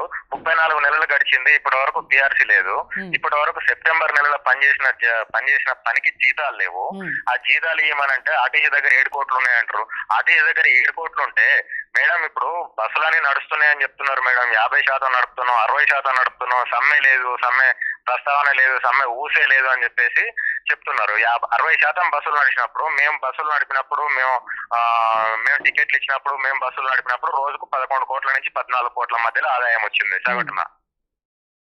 12 కోట్లు వేసుకోండి, 12 కోట్ల ఆదాయం రోజు వచ్చినప్పుడు ఇలా వీళ్ళు బస్సులు నడుపుతున్నారు కదా మేడం 60%, మరి 6 కోట్లన్నా రావాలి కదా. ఈ 20 రోజులలో ఎన్ని కోట్లు రావాలి మేడం? 120 కోట్లు రావాలి కదా మేడం. మరి మా దగ్గర 7 కోట్లే ఉన్నాయని అంటారు. ఈ పైసలన్నీ ఎక్కడ పోతానే మేడం? మరి వీళ్ళు 60% బస్సులు ఆపరేట్ చేస్తే అధికారులు, తర్వాత ఈ ప్రభుత్వం కావాలని కాలయాపన చేస్తుంది. నిన్న సీఎం గారు మాట్లాడుతూ దీనికి సంబంధించి 60,000 కోట్లు ఉన్నాయా, ఎవడే బేకూఫ్ చెప్పిందని మాట్లాడతారు ఆయన. 60,000 కోట్ల ఆస్తులు ఉన్నాయా లేవా అనేది ఒక శ్వేతపత్రం విడుదల చేయాలి మేడం. ఒక వైట్ పేపర్ విడుదల చేస్తే ఎక్కడెక్కడ ఆర్టీసీకి ఎన్ని కోట్లు ఉన్నాయి ఆయనే మాట్లాడాడు. ఇప్పుడు వీళ్ళకి జీతాలు ఇవ్వాలంటే 4 బస్ స్టాండ్లు అమ్మాలన్నాడు. మరి ఇక్కడ ఆర్టీసీకి దాదాపు 300 బస్ స్టాండ్లు ఉన్నాయి, 300 బస్ స్టేషన్లు, బస్ స్టాండ్లు కలిపి 300 ఉన్నాయి, 94 డిపోలు ఉన్నాయి. దాదాపు ఎంత లేదన్నా కూడా లీస్ట్ మాకు ఒక 1,200 ఎకరాల దాకా భూములు ఉన్నాయి. 4 బస్ స్టాండ్లు అమ్మితే మాకు ఒక నెల జీతాలు వచ్చినప్పుడు ఆర్టీసీ దగ్గర ఆస్తులే లేవంటే ఎట్లా మేడం? ఆయన మాట్లాడుతున్న మాటలు ఒక్కదానికొకటి పొంతన లేకుండా కార్మికులు ఒక భావోద్వేగాలకు గురి చేస్తూ, మీ ఆర్టీసీ ఎక్కడ ఇడిషమ్ములే ఓడిసిన కథ అంటాడు, అది కథం అయిపోయింది అంటాడు, పాత ఆర్టీసీ అంటాడు. పాత ఆర్టీసీ ఏంటి మేడం? సెల్ఫ్ డిస్మిస్ అనే పదం రాజ్యాంగంలో ఎక్కడున్నది మేడం? ఉమ్, ఇంకొకటి మేడం, ఇప్పుడు మేము రాజకీయ నాయకులం కాదు, రాజకీయాలతో మాకు సంబంధం లేదు. ఇప్పుడు కాంగ్రెస్ పార్టీలో గెలిచిన ఎమ్మెల్యేలు అందరిని తీసుకుపోయి ఆయన దాంట్లో కలుపుకున్నాడు. ఉమ్, రాజ్యాంగంలో అది నేరం. ఉమ్, రాజ్యాంగం ప్రకారం, ఫిరాయింపుల చట్టం ప్రకారం అది కరెక్ట్ పద్ధతి కాదు. ఉమ్, ప్రజలు ఇచ్చిన తీర్పు. అప్పుడు లేని చట్టం, అప్పుడు పనికిరాని చట్టాలు అవన్నిటిని ఇప్పుడు ఆర్టీసీకి విలీనం చేసుకోమన్నప్పుడు ఎందుకు వస్తుంది మేడం? ఇది సగటు ఆర్టీసీ కార్మికుని ప్రశ్న మేడం. ఉమ్, ఆ విలీనానికి ఏమో ఓకే అంటది రాజ్యాంగం. రాజ్యాంగంలో ఉన్న లోసుగులను వాటిని వీటిని అన్నిటిని పక్కన పెట్టుకోవచ్చు. ఇప్పుడు ఈ విలీనం కావాలంటే భూగోళం ఉన్నంత వరకు కాదు అని అంటాడు. విలీనం అనే మాట డీజిల్ ఇప్పుడు మాకు ఈ నష్టం అసలు ఇది సేవా సంస్థ మేడం. ఉమ్, మేము మా బస్సు పోకపోతే గ్రామాల నుంచి పాలు ఇక్కడికి రావు, మా బస్సు పోకపోతే కూరగాయలు రావు, మా బస్సు పోకపోతే పిల్లలు చదువులు ఉండవు, మా బస్సు పోకపోతే వైద్యం ఉండదు. ఆర్టీసీ శతచక్రం అని అన్నారు మేడం, ప్రగతిరాజ చక్రం అన్నారు మమ్మల్ని. ఉమ్, ప్రగతిరాజ చక్రము ఆర్టీసీ అనేది. అటువంటి ఆర్టీసీని ఇలా ప్రగతిరాజ చక్రాన్ని ప్రైవేట్ వాళ్ళకి ఇస్తామనంటే ఎట్లా ఒప్పుకుంటారు మేడం ప్రజలు? రైట్. ఇతర రాష్ట్రాలలో లేవంటారు. ఇతర రాష్ట్రాలకు ఇక్కడికి భౌగోళిక పరిస్థితులు, భౌతిక పరిస్థితులలో చాలా తేడా ఉంటది. హిమాచల్ ప్రదేశ్ లో లేదు, ఈశాన్య రాష్ట్రాలలో 90% కొండ ప్రాంతాలు కదా మేడం. అక్కడ బస్సులు ఎట్లుంటాయి మేడం? ఉమ్, ఉత్తరాది రాష్ట్రాలలో యూపీలో లేదు, బీహార్ లో లేదు, బీజేపీ వాళ్ళకి కాళ్ళే అంటారు. యూపీలో ఒక చదరపు మీటర్ కు 54 కిలోమీటర్ల రైల్వే లైన్ ఉంది. మన తెలంగాణలో ఎంత ఉంది మేడం? 4 కిలోమీటర్లు ఉంది. అవును. 50 కిలోమీటర్లు తక్కువ ఉంది మేడం. వాళ్ళు రైలు మీద ఆధారపడతారు. వాళ్ళ ప్రజా రవాణాలో బస్సు అనేది చాలా నామమాత్రం, నామినల్. ఉమ్, మన దగ్గర బస్సు ఎంత ఉన్నది మేడం? అదే మన పక్కన ఉన్న కర్ణాటకలో ఎన్ని బస్సులు ఉన్నాయి మేడం? ఉమ్, మన పక్కన ఉన్న కర్ణాటకలో 24,000 బస్సులు ఉన్నాయి. మన దగ్గర ఎన్ని ఉన్నాయి మేడం? జస్ట్ 10,000 ఈ ప్రభుత్వం వీళ్ళే చెప్తున్నారు మేడం. 2,700 బస్సులు స్క్రాప్ అయిపోయినాయి అని చెప్తున్నారు. ఇంకా 300 బస్సులు స్క్రాప్ అయితే అన్నారు. అంటే 3,000 బస్సులు. ఈ 6 ఏళ్లలో 3,000 బస్సులు స్క్రాప్ అయితే 3 బస్సులు కూడా కొత్తగా ఉన్నారా మేడం? మరి వ్యాపారం అన్నారు కదా మేడం. వ్యాపారం అయినప్పుడు వ్యాపార సేవలు విస్తరించాలనా వద్దా? వ్యాపారం ఉన్నప్పుడు లాభసాటిగా జరగాలనా వద్దా? 3,000 బస్సులు స్క్రాప్ అయితే 3 బస్సులు కూడా కొత్తగా ఉన్నారు. మా దగ్గర మేము 6 ఏళ్ల కింద డీజిల్ ధర ఎంత ఉన్నది మేడం? ఇవాళ ఎంత ఉన్నది? 6 ఏళ్ల నుంచి ఇప్పటి వరకు రూపాయి టికెట్ పెంచారు. ఆ డీజిల్ ఆ రోజు 62 రూపాయలు 60 రూపాయలు పెట్టి కొనుక్కున్న వాళ్ళం ఇలా 75 రూపాయలు పెట్టి కొనుక్కోవాల్సిన పరిస్థితి. 70 రూపాయలు పెట్టుకొని దాదాపు 15 రూపాయలు పెరిగింది. 15 రూపాయలు డీజిల్ మీద 1 లీటర్ పెరిగితే మాకు 15 పైసలు కూడా టికెట్ పెంచారు. ఆ టికెట్ కు ధర వేస్తే ప్రభుత్వానికి వ్యతిరేకత వస్తుంది. మీరేమో మంచోళ్ళు అయి ఉండాలి, మీరేమో మంచోళ్ళు అయి ఉండాలి, మేమేమో ఆర్టీసీ ఏమో నష్టాల పాలు కావాలి. 48 రూపాయలప్పుడు మన ఫేర్ హైక్ అయింది. ఇలా 73 రూపాయలు, 25 రూపాయలు పెరిగింది డీజిల్ మీద. వినబడట్లేదు మేడం మాట్లాడేది మాట. మీరు ఇందాక అన్నది డీజిల్ రేటు 6 ఏళ్ల క్రితంకి ఇప్పటికి 15 రూపాయలు పెరిగింది. అంటే 15 రూపాయలు కాదు 23 రూపాయలు పెరిగింది. 23 రూపాయలు పెరిగింది. నేను అప్రాక్సిమేట్లీ చెప్తున్నా మేడం. ఇప్పుడు ఒక రూపాయి పెరిగితే మా మీద ఎంత భారం పడుతుంది మేడం? 1 రూపాయి పెరిగితే మీ డీజిల్ ధరలు ఇవన్నీ అడ్డగోలుగా పెరుగుతున్నాయి. ఇవి మాకు మెడకాయ మీద కత్తి లెక్క ఏలాడుతుందని చెప్పింది మేడం సీఎం గారు రివ్యూ సందర్భంగా. మరి మెడకాయ మీద కత్తి లెక్క ఏలాడుతున్నా, దీనికి సొల్యూషన్ చూద్దాం. ప్రభుత్వం భరిస్తుంది, తమిళనాడులో భరిస్తున్నది, ఇక్కడ కూడా భరించే ఆలోచన చేద్దాం. అది చూడండి అని చెప్పేసి అధికారులు ఆ రోజు అన్నాడు. ఇలా 23 రూపాయల దాకా మా మీద భారం పడతా ఉంటే 23 పైసలు సాయం చేయకుండా 27% పన్నులు డీజిల్ మీద స్టేట్ గవర్నమెంట్ పోతున్నాయి మేడం. 1 లీటర్ డీజిల్ మీద మాకు డీజిల్ భారమే విపరీతంగా మా మెడ మీద ఏలాడుతుంది. అదే ఉమ్మడి రాష్ట్రంలో ప్రజా కర్కోటకులు అని చెప్పి వీళ్ళు ఇప్పుడున్న సీఎం గారు అప్పుడు ఉద్యమ నాయకుడు చెప్పిన నల్లారి కిరణ్ కుమార్ రెడ్డి కావచ్చు, రోషయ్య కావచ్చు, రాజశేఖర రెడ్డి కావచ్చు, వాళ్ళు 1 రూపాయి కూడా మా దగ్గర ఎంవీ ట్యాక్స్ తీసుకోలేదు మేడం. మినహాయింపు ఇచ్చిండ్రు. బొత్స సత్యనారాయణ గారు మంత్రిగా ఉన్నా, కన్నా లక్ష్మీనారాయణ గారు మంత్రిగా ఉన్నా మినహాయింపు ఇచ్చారు మాకు ఎంవీ ట్యాక్స్ ప్రతి సమ్మె సందర్భంగా. ఈ 6 ఏళ్లలో మన రాష్ట్రంలో, సొంత రాష్ట్రంలో స్వరాష్ట్ర సాధన చేసుకుంటే ఎంవీ ట్యాక్స్ ఇయ్యరా మేడం? ప్రైవేట్ వానికి ఎంత ట్యాక్స్ కడతాం మేము కూడా అంతే ట్యాక్స్ కట్టుకోవాలి. అద్దె బస్సులకు కూడా మేమే ట్యాక్స్ కట్టాలి. అద్దె బస్సు డ్రైవర్ కి ఇన్సూరెన్స్ మేమే కట్టాలి. అద్దె బస్సు సంబంధించి బ్యాంకులో షూరిటీ మేమే పెట్టాలి. ఇన్ని పెట్టిన తీసుకొచ్చిన అద్దె బస్సులు మా మీద 74 పైసలు లాభం తెస్తానే అంటాడు. 74 పైసలు లాభం తెచ్చే అద్దె బస్సుల కోసము తీసుకొచ్చి పెడుతున్నారు. మరి ఉన్న బస్సులను ఎందుకు అది కావట్లేదు madam?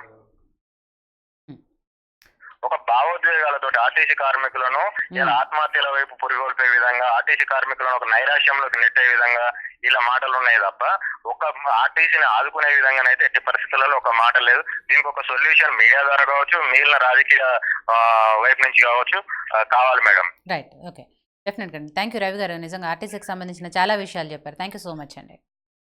Thank you madam. Right. So Bala Reddy గారు ఇంకొక విషయం చెప్పారు సీఎం గారు నిన్న మాట్లాడుతూ, ప్రభుత్వంలో 57 కార్పొరేషన్లు ఉన్నాయి, ఒకదాన్ని విలీనం చేస్తే రేపు ఇంకోటి వస్తుంది, వాళ్ళని విలీనం చేశారు మమ్మల్ని ఎందుకు చేయరు అని ఇలా అందరినీ చేసుకుంటూ పోతామా అని. మేడం గారు, ఇప్పుడు సీఎం గారి ఏమంటారు చూడండి, ఒక పాట ఉంది, ఆడవారి ఆ మాటలకు అర్థాలే వేరే అని ఉన్నది. ఇప్పుడు అట్లే సీఎం గారి మాటలు కానీ అర్థాలే వేరే. ఎందుకంటే అక్కడ మెదక్ పోయినప్పుడు నిజాం షుగర్ ఫ్యాక్టరీని తెరిపిస్తా అన్నాడు. అయ్యగారు ఒకసారి గుర్తుపెట్టుకోవాలి, నిజాం షుగర్ ఫ్యాక్టరీ ఇప్పటివరకు కూడా ఓపెన్ అయిందా? మరి మీరు అన్న మాటలు మాకు మీ ఉద్యమ కాలం లోపల మీరు స్వయాన మేము ఈ డిమాండ్ ఎందుకు వచ్చింది? ప్రధానంగా వేరే కార్పొరేషన్లో ఈ పరిస్థితి ఉందా? వేరే కార్పొరేషన్లో పిఎఫ్ పైసలు వాడుకున్నారా? ఒక దాచుకున్న సిసిఎస్ పైసలు వాడుకున్నారా? వేరే కార్పొరేషన్లో లేకపోతే మా ఎస్ఆర్బిఎస్ ఎస్బిటి పైసలు వాడుకున్నట్టు 2,000 కోట్ల రూపాయలు ప్రభుత్వం ఎందుకు వాడుకుంటుంది పిఎఫ్ డబ్బులు పిచ్చా అని? అదే మేడం, ఎందుకు అబద్ధాలు చెప్తున్నారు? ఇచ్చే డబ్బులు ఇవ్వకపోతే మా మేనేజ్మెంట్ మాకు జీతాల కొరకు డీజిల్ ఓపీఎన్కి డీజిల్ వాళ్ళ పేమెంట్ కొరకు వాడుకుంటున్నారు.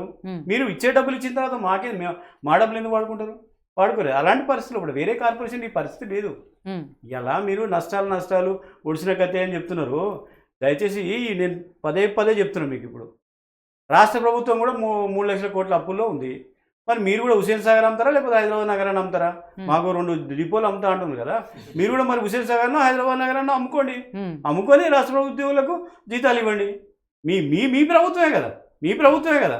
మరి మా ఆర్టీసీ నష్టాలుంటే మా డిపోలు అమ్ముతా అని చెప్తున్నారే, అట్లా ఇవాళ లాస్లో ఉన్న రాష్ట్ర ప్రభుత్వం కూడా ఏదో ఒకటి అమ్మాలి కదా. అంటే మీ ఉద్దేశం ఏముందంటే నేను చెప్పిందే వేదం, నాకు చట్టాలు లేవు ఏంటండి? ఇలా హైకోర్టు జడ్జి గారు సుమోటోగా తీసుకోవాలి. ఇలా సీఎం గారు ఏమంటారు? రేపు జడ్జిమెంట్ ఉందా, కోర్టు ఏముందా నేను చెప్తా అంటే మీ చేతిలో ఉందా ఇవాళ కోర్టు? ఇవాళ హైకోర్టు జడ్జిలు ప్రధానంగా న్యాయమూర్తులు అనేటోళ్ళు సెప్టెంబర్ జీతాలు ఇవ్వట్లేదని కోర్టు చెప్పారు. కోర్టు ఏం చేస్తుంది, కొడతదా అనే కోర్టు విషయానికి సంబంధించి కూడా కేసీఆర్ గారు మాట్లాడారు. అది తప్పు కదా, అది మాట్లాడింది. దాన్ని సుమోటోగా తీసుకొని సీఎం గారిని ప్రాసిక్యూట్ చేయాలి. మన ఏంటంటే సీఎం గారిని ఖచ్చితంగా ప్రాసిక్యూట్ చేయాలి, సుమోటో తీసుకోవాలి. ఇలా హైకోర్టు న్యాయవాదులు కానీ ఎవరైనా ఆ స్టేట్మెంట్ను కోర్టు ఏం చెప్తుంది, కోర్టు చెప్తే నేను ఇలా అంటే కోర్టు చెప్తున్నపోతే ఇలా మన భారత రాజ్యాంగంలో కూడా ఇలా కోర్టు, తర్వాత పార్లమెంట్ చట్టము, తర్వాత కార్యనిర్వాహక వర్గం అంటే మంత్రివర్గము, ఈ 3 కలిసి ఒకరికొకరి కోఆర్డినేషన్ ఉంటేనే ఇలా ప్రజాస్వామ్యం ఉంటుంది. అట్లా కాకుండా నువ్వు చెప్తే నేను చెప్తాను వినా అంటే ఏమంటుంది? అది శుద్ధ తప్పు. వారు అన్నట్టు 52 కార్పొరేషన్స్ ఉన్నాయి, 52 కార్పొరేషన్స్ వాళ్ళు కూడా అడుగుతారు అంటే అది చాలా తప్పది. ఎందుకంటే మాకు మీ ఎలక్షన్ల వాగ్దానం లోపల ప్రత్యేకంగా ఇచ్చింది. మీరు ఏమన్నారు? కరీంనగర్ మీటింగ్లో కూడా, జగిత్యాల మంచిర్యాల మీటింగ్లో కూడా ఎన్టీపీసీ ఉద్యోగులతో సమానమైన వేతనాలు ఇస్తారని. ఇవాళ ఎన్టీపీసీ ఉద్యోగులలో మాకు సగం వస్తుందా, పావు వస్తుందా? అది రావడం లేదు. పోనీ ప్రభుత్వ ఉద్యోగులతో సమానంగాను, ప్రభుత్వ ఉద్యోగులతో సమానంగా అసలు జీతాలే వస్తలేవు. ఏ కార్పొరేషన్ అన్నా జీతాలు వస్తున్నాయో చెప్పండి. అన్ని కార్పొరేషన్లో కూడా జీతాలు సరిగ్గా వస్తున్నాయి, దానికే ఇబ్బంది లేదు. మా కార్పొరేషన్లో మాత్రం నెలవారీ జీతాలు వస్తలేవు, సెటిల్మెంట్లు వస్తలేవు, తర్వాత కొత్త బస్సులు వస్తలేవు, డెవలప్మెంట్ అసలు లేదు, జీరో డెవలప్మెంట్. ఆర్టీసీ టోటల్ కుసించిపోతుంది. మీరు కావాలని దీన్ని ఎండగొడుతున్నారు. దీనికి నీళ్లు పోయకుండా ఒక చెట్టును నరకాలని ఉద్దేశంతో కొమ్మలు నరికి తర్వాత మొదలు నరకాలని ఆలోచన. ఈ ఆలోచన వాళ్ళు ఎండగడుతున్నారు అంటున్నారు కదా, మీరు ఇందాక నుంచే చెప్తున్నారు ఆర్టీసీ మాది అంటే దాని పరిరక్షణ కోసమే ఇదంతా చేస్తున్నామని. ఇప్పుడు మీరు 20 రోజుల నుంచి సమ్మె చేస్తుంటే రోజుకు 12 కోట్ల రూపాయల నష్టం వస్తుంది. మీకు అంతకుముందు ఆదాయం వచ్చేది, ఇప్పుడు ఆ 12 కోట్ల నష్టం వస్తుంది. మరి ఆయన అన్నట్టు నిజంగానే మీరు కూర్చున్న చెట్టు కొమ్మని మీరే నరుక్కుంటున్నట్టుగానే ఉంది కదా, మీరే నష్టాలు బాట పట్టిస్తున్నారు కదా మేడం. ఒకటి ఇక్కడ మేము నష్టాలు ఎట్లా పట్టిస్తున్నాం? నష్టాలు మాకు సంస్థ నిలబడాలని ఉద్దేశంతో మేము నడుస్తున్నాం. మేము ఇంత కష్టపడ్డా కానీ కొత్త బస్సులు వస్తలేవు, రిక్రూట్మెంట్ వస్తలేవు, ప్రజలకు సరి అయిన సేవ చేస్తలేము ఉద్దేశంతో మేము ఇలా పోరాటం మా జీతాలు వస్తలేవు అని చెప్పి మేము నష్టాలు చేస్తలేము. మేము రాబోయే రోజులు గతంలో ఎప్పుడు ఎన్ని సమ్మెలు చేసినా 2001 అనుకోండి, 2015 అనుకోండి, 2005లో కానీ జైంట్ యాక్షన్గా ఏర్పడి సమ్మె చేసినప్పుడు ప్రతిసారి ఆర్టీసీకి బాగుపడడానికే సమ్మె చేసినాం. ఎప్పుడు కానీ మా కార్మికుల కొరకు కాదు, మాకు ఉద్యోగం ఉంటుంది అంటే మేము ఉద్యోగులకు మాత్రమే కానీ ఆర్టీసీ సంరక్షణ కొరకే చేస్తున్నాం. కానీ 20 రోజుల నుంచి వస్తున్న నష్టాల మాట ఏంటి? 20 రోజుల నుంచి నష్టాలని మీరు చేసిండు, మీ ప్రభుత్వ పరంగా మీరు తీసుకున్న నిర్ణయాల ప్రకారం 20 రోజుల నుంచి నష్టాలు వస్తున్నాయి. ఇవాళ కొంతమంది నిరుద్యోగ తమ్ముళ్ళు అంటూ ఇవాళ నేను బస్సుకి వస్తే చెప్తున్నాడు ఆ తమ్ముడు, అన్న రోజుకు 5,000 వస్తున్నాయి, రోజుకు 5,000 వస్తున్నాయి ఆయన జేబులకు. అంటే మీరు ఇండైరెక్ట్గా మీరు ఏదైతే అనుకుంటుందో మీరు దోపిడీని ప్రోత్సహిస్తున్నారు. ఇవాళ దానికి బదులు మీరు ఫ్రీగా దింపండి. ఎందుకు ఇంకా కండక్టర్ ఎందుకు బస్సులో కూడా ఫ్రీగా దింపితే ప్రజలైనా బాగుపడతారు కదా, ప్రజలకైనా ఫ్రీగా వస్తాయి. శ్రీనివాస్ గారు 5,000 వస్తున్నాయని వాళ్ళు అంటున్నారు. కానీ తాత్కాలిక డ్రైవర్లు కొంతమంది మొన్న వాళ్ళు కూడా చెప్పిన సందర్భాలు ఉన్నాయి. మాకు కూడా డ్రైవర్కి 1,500, కండక్టర్కి 1,000 రూపాయలు ఇస్తామంటున్నారు, కానీ లాస్ట్కి వచ్చేటప్పటికి దాంట్లో సగమే ఇస్తున్నారు అని చెప్పి. మనకు సమ్మె స్టార్ట్ అయిన 2-3 రోజుల్లో తెలిపింది ఈ విషయం. ఎందుకంటే తాత్కాలిక ఇప్పుడు ఎవరు కూడా తాత్కాలిక డ్రైవర్లు చాలా తక్కువ మంది వస్తున్నారు. అంతకుముందు చాలా మంది పోయిండ్రు, సర్టిఫికేట్ ఇచ్చి చేసింది, కానీ ఇప్పుడు చాలా తక్కువ వస్తున్నారు. దాని రావడం వల్ల చాలా మంది తీసుకున్నారు. దానివల్ల ఎన్నో యాక్సిడెంట్లు అయినాయి. దాదాపు నాకు తెలిసి ఒక 150 యాక్సిడెంట్లు అయి ఉంటాయి. ఒక 30-40 బస్సులు నాకు తెలిసి మొత్తం పాడైపోయి ఉన్నాయి. చాలా యాక్సిడెంట్స్, కొంతమంది చనిపోయినారు కూడా. సో ఇది ప్రభుత్వ వైఫల్యం. దీన్ని ఇప్పుడు వీళ్ళు న్యాయమైన ఒక రాజ్యాంగ ఇచ్చినటువంటి హక్కును వీళ్ళు అడుగుతున్నారు. ఆ హక్కు ద్వారానే వీళ్ళు సమ్మె చేస్తున్నారు తప్ప వీళ్ళు ఏదో గొంతెమ్మ కోరికలేం కోరట్లేదు. వాళ్ళు ఏం రాజ్యాంగాన్ని ఉల్లంఘించి వీళ్ళేం సమ్మె చేయట్లేదు. ఈ సమ్మె వీళ్ళకున్న డిమాండ్లను ప్రభుత్వం నెరవేర్చకపోతే వాళ్ళు సమ్మెకి పోయి ఆ ప్రభుత్వాన్ని ఒత్తిడి చేసి ఆ ఒత్తిడి ద్వారా వీళ్ళకి కావాల్సిన డిమాండ్లను కొంతమేర సాధించుకోవచ్చు అనేది సమ్మె యొక్క ప్రధాన ఉద్దేశం. సమ్మె చేస్తున్నప్పుడు ప్రభుత్వ అధినేతలు ఏం చేయాలి, దాని సమ్మెకి ఎట్లా నివారించాలి, వీళ్ళని ఎట్లా బుజ్జగించాలి, వీళ్ళని ఎట్లా దగ్గర తీసుకోవాలనే ఒక ధోరణితో ఉండాలి తప్ప లేదు మీరు చేసుకోండి, మీరంతా సెల్ఫ్ డిస్మిస్, మీకు అంతా ఉద్యోగాలు పోయినాయి అంటే నోటి మాటతోటి ఏ ఆన్ పేపర్ లేకుండా నోటి మాటతోటి ఏదో ఇక ఆయనకు రాగానే ఏదో మొత్తం పూనకం వచ్చినట్టు ఆ పూనకంలో ఏం మాట్లాడుతాడో అర్థం కాని పరిస్థితిలో ఆయన గత 20 రోజుల స్టేట్మెంట్స్ తీసుకోండి. ఆయన ఎప్పుడు మాట్లాడు, ప్రెస్ ద్వారా ఇచ్చేస్తాడు. నిన్న ఒక మాట్లాడు, ప్రీవియస్ స్టేట్మెంట్స్ ఈ స్టేట్మెంట్స్ చూడండి. అని ఆ క్వశ్చన్ నేను చాలామంది జర్నలిస్ట్ మిత్రులు అడిగింది, చాలా క్వశ్చన్లు అడిగింది ఈ ఆర్టీసీ గురించి. నేను అన్నానే, నేను అనలేదు, నేను ఎందుకంటే అట్లా అంటాడు. అది ప్రెస్ స్టేట్మెంట్ ద్వారా కొన్ని లీక్లు ప్రెస్ ద్వారా కొన్ని ఇచ్చేసి ఈయన ఓవరాల్గా మాట్లాడి వాటి గురించి మర్చిపోతాడు. ఎంత అంటే నిన్న జర్నలిస్ట్ మిత్రులు అంత ఘోరంగా మాట్లాడుతూ కూడా వాళ్ళకు కూడా పాపం వాళ్ళు లాస్ట్కి వాళ్ళకు ఒక క్వశ్చన్ వేసారు, మీకు ఇళ్ల స్థలాలు ఇస్తా అని చెప్పి అన్నాడు. ఇది 2014 నుంచి నా దగ్గర 7 వీడియోలు ఉన్నాయండి. 7 వీడియోలు ఉన్నాయి. ఇవాళ ఆయన మొత్తం ఒక సీఎం స్థాయిలో సచివాలయంలో ప్రెస్ మీట్ పెట్టి మీకు ఇస్తున్నాం, మొత్తం మీకు అంతా అద్దాల మెడలు కట్టిస్తా, మీరు మీ ఇష్టం మీరు కట్టుకుంటా అని చెప్పేసి అట్లా 7 రకాల స్టేట్మెంట్స్ ఆయన ఇప్పటిదాకా 8 ఉన్నాయి మొత్తం నా దగ్గర. అవన్నీ మరి అవన్నీ తీస్తే మరి ఇప్పుడు పాపం జర్నలిస్ట్ మిత్రులు నేను అడుగుతున్న వాళ్ళని, మరి మీకు వస్తే నమ్మకం ఉందా లేదా అని నేను అడుగుతున్నాను. సో ఎంత దారుణంగా అంటే బేవకూఫ్ అని తిరుగుతుంది జర్నలిస్టులని. బేవకూఫ్ ఎందుకు మాట్లాడుతున్నారు, మనిషిలా వేదాలా అంటే ఎంత అహంకారం ఒక సీఎంకి ఉండాల్సినటువంటి అహంకారం అది కాదు. ఉండాలి ఇది ఎక్కడ ఒక అన్యాయం జరుగుతున్నప్పుడు, ఒక అవినీతి జరుగుతున్నప్పుడు నువ్వు అట్లా బిహేవ్ చేయి, తప్పులేదు.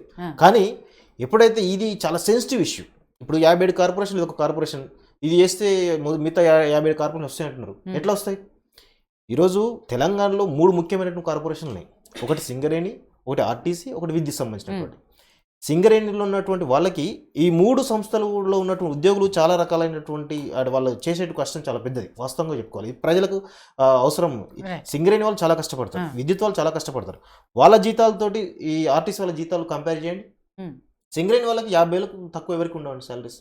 విద్యుత్ సంస్థలో ఒక ఏఈ తీసుకుంటే 70 నుంచి 1,50,000 జీతం ఉంటుంది. వీళ్ళకి పాపం ఏం చేస్తున్నారు, వీళ్ళు ఫిజికల్ కష్టపడుతున్నారు. వీళ్ళు సింగరేణి వాళ్ళకు జీతాలు న్యాయపరమైన జీతాలు వస్తున్నాయి. వాళ్ళని కూడా మోసం చేసిండు.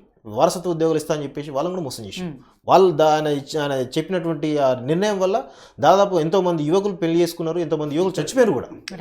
అది ఎంత దారుణమైనటువంటి ఒక అవగాహన లేకుండానే నేను 70,000 పుస్తకాలు చదివినా, నాకు మొత్తం నాలెడ్జ్ నాకే ఉన్నది, నేను ఆ రోజు ఆర్టీసీ వాళ్ళతో ఒక ఐసరాస్లో మీటింగ్ పెట్టి వాళ్ళకి నేను గైడెన్స్ ఇచ్చిన అని చెప్తాడు. కానీ చెప్పినప్పుడు మరి ఇంత లాస్ జరుగుతున్నాయి కదా, నువ్వు తెలుసుకోవా? ఒక సీఎంగా ఒక పెద్దగా నువ్వు వాళ్ళ కనీసం నువ్వు ఒక ఐఏఎస్ ఆఫీసర్, కన్సర్న్ ఐఏఎస్ సంబంధించినటువంటి రవాణా కార్యదర్శి ఎవరైతే ఉంటారో ఆయన దగ్గర అడ్వైస్ తీసుకోవాలి కదా. ఆ రిపోర్ట్స్ ఇంకా వాళ్ళ దగ్గర ఉన్నాయి, చాలా రిపోర్ట్స్ వీళ్ళకి సంబంధించిన ఆర్టీసీ చేసినటువంటి రిపోర్ట్స్, కమిటీలు వేసిన రిపోర్ట్స్ మొత్తం కూడా ఇంతవరకు సీఎం దగ్గర పోలేదు, అన్నీ వాళ్ళ దగ్గర ఉన్నాయి.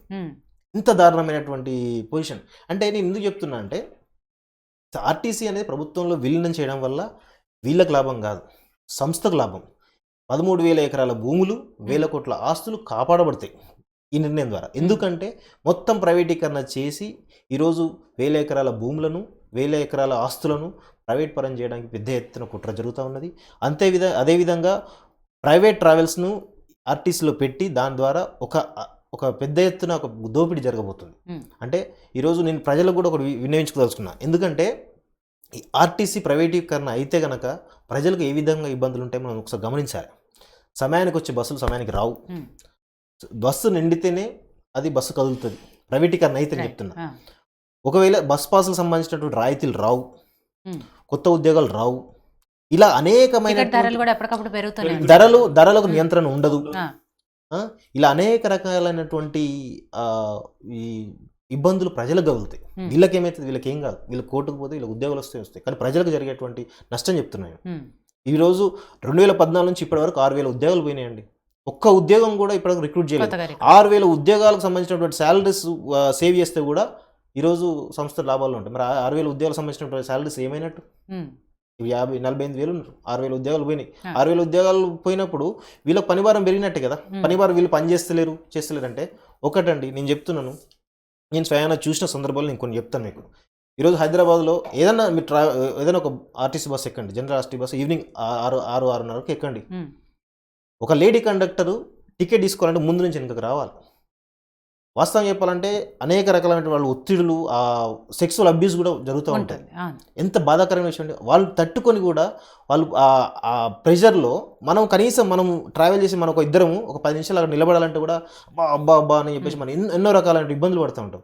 వాళ్ళు పొద్దున్న నుంచి సాయంత్రం వరకు ఎంత ఇబ్బందులు పడతారు వాళ్ళు అర్థం చేసుకోవాలి కదా. ఈరోజు డ్రైవరు ఆర్టీసీ ట్రాఫిక్లో ఆయన బ్రేక్లు వేస్తూ ఉంటాడు, ఆ కాన్సన్ట్రేషన్. మనం మనం ఒక కార్ తీసుకొని డ్రైవ్ చేస్తేనే, మనకు ట్రాఫిక్ డ్రైవ్ చేస్తే అబ్బా అని చెప్పి ఒక గంట డ్రైవ్ చేస్తేనే మనం ఎంతో అలసిపోతాం కదా. వాళ్ళు 8-9 గంటలు డ్రైవింగ్ చేస్తారు.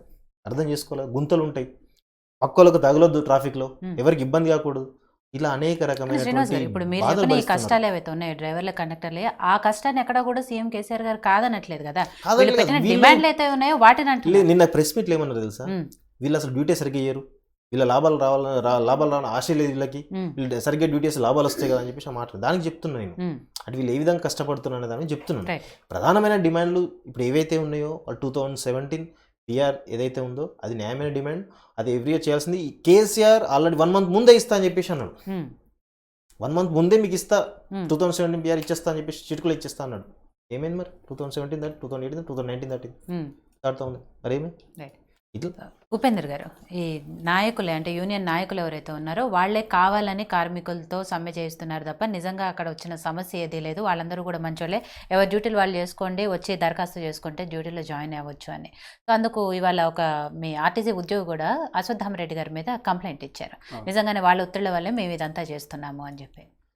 ఇది 100% టీఆర్ఎస్ ప్రభుత్వం ఎమ్మెల్యేల కుట్రనే మేడం.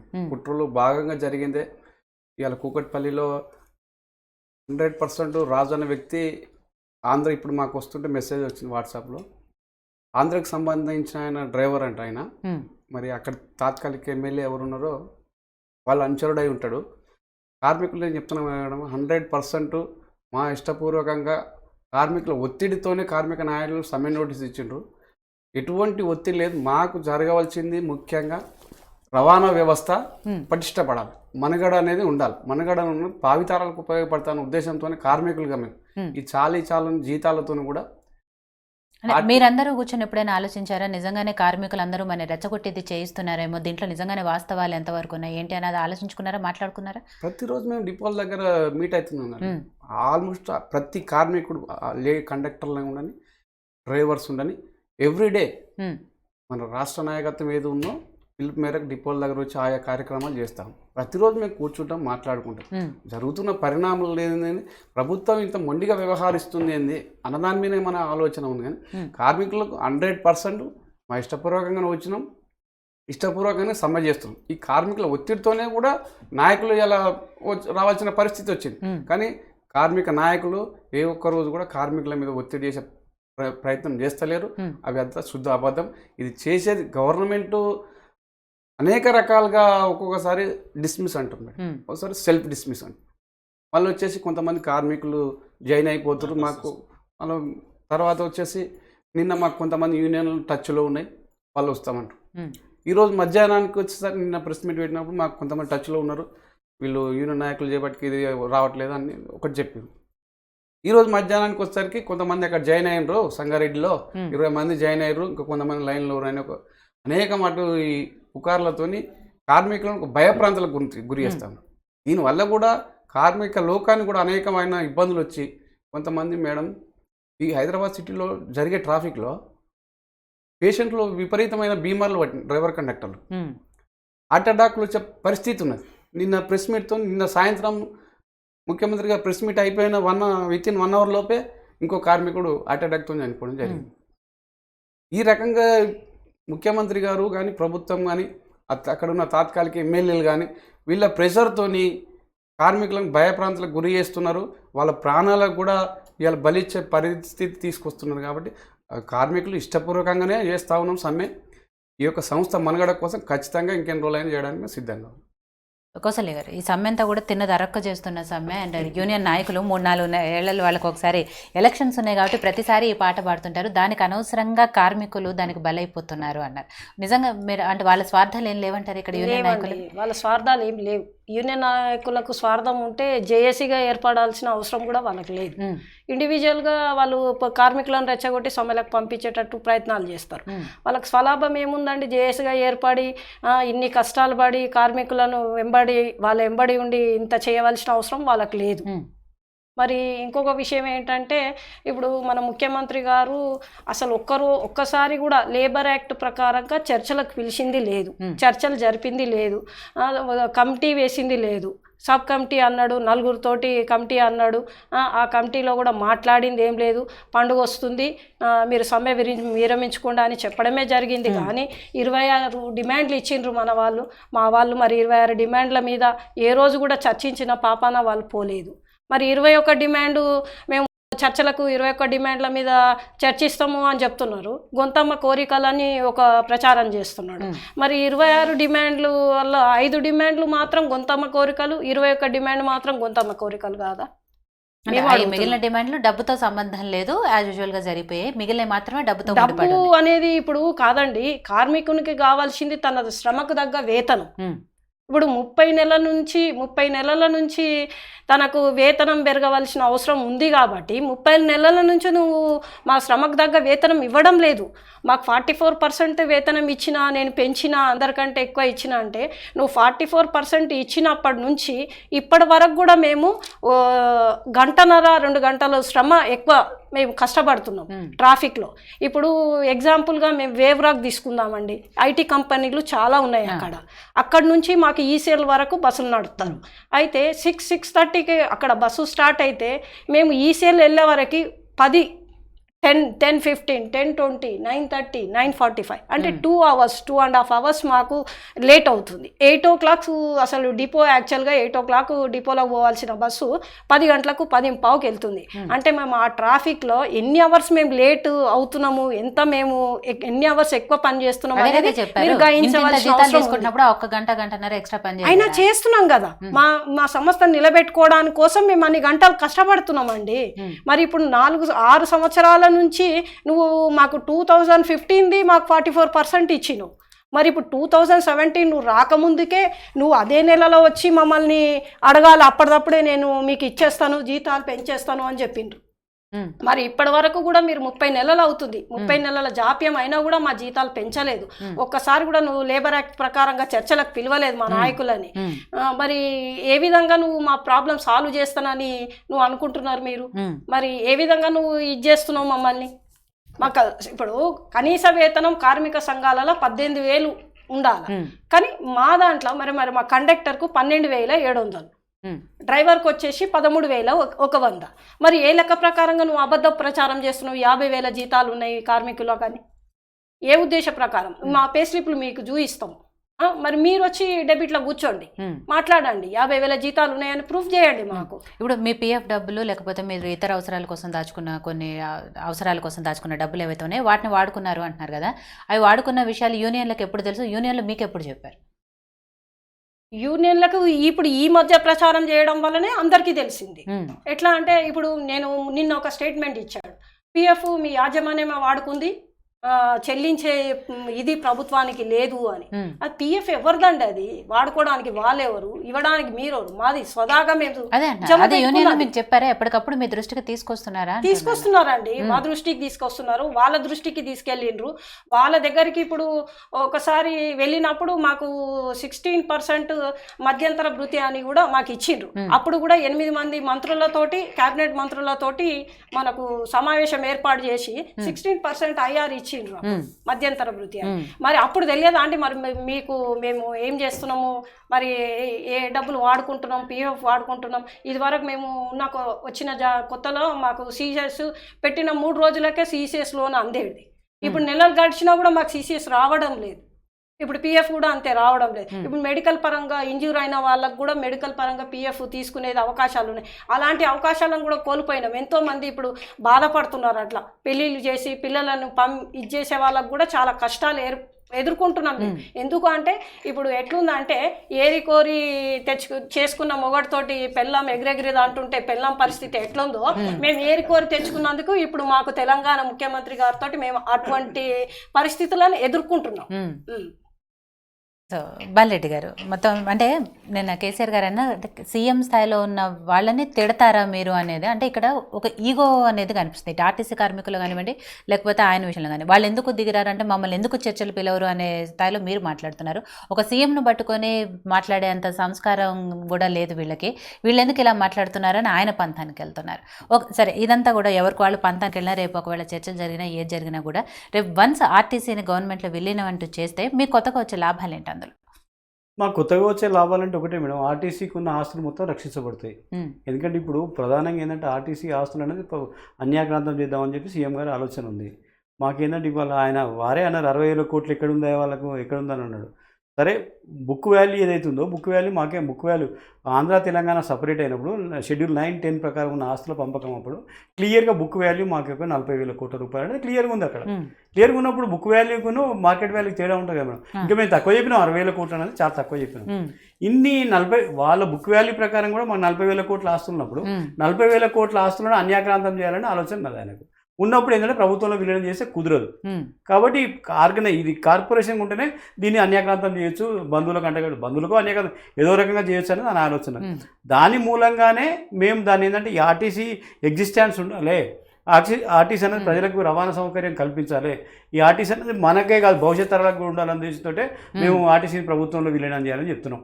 మీకు ప్రత్యక్షంగా ఇవాళ ఆంధ్రజ్యోతి కానీ మిగతా పేపర్లు కానీ అన్నీ చూసుకోవచ్చు. మీరు అన్నిట్లలో ఏం రాసిండ్రు, మీకు వాస్తవాలు అవి 100% వాస్తవాలు అన్నట్టు. ఏంటంటే నిజామాబాద్ జిల్లాల, కరీంనగర్ జిల్లాల పెట్రోల్ బంకులు అన్నది ఇవాళ గ్లోబల్ టెండర్స్ అని పిలిచి వేరే వాళ్ళని టెండర్స్ వేయనీయకుండా ఒక్క వ్యక్తికి అంటగట్టింది మొత్తం పెట్రోల్ బంకులని.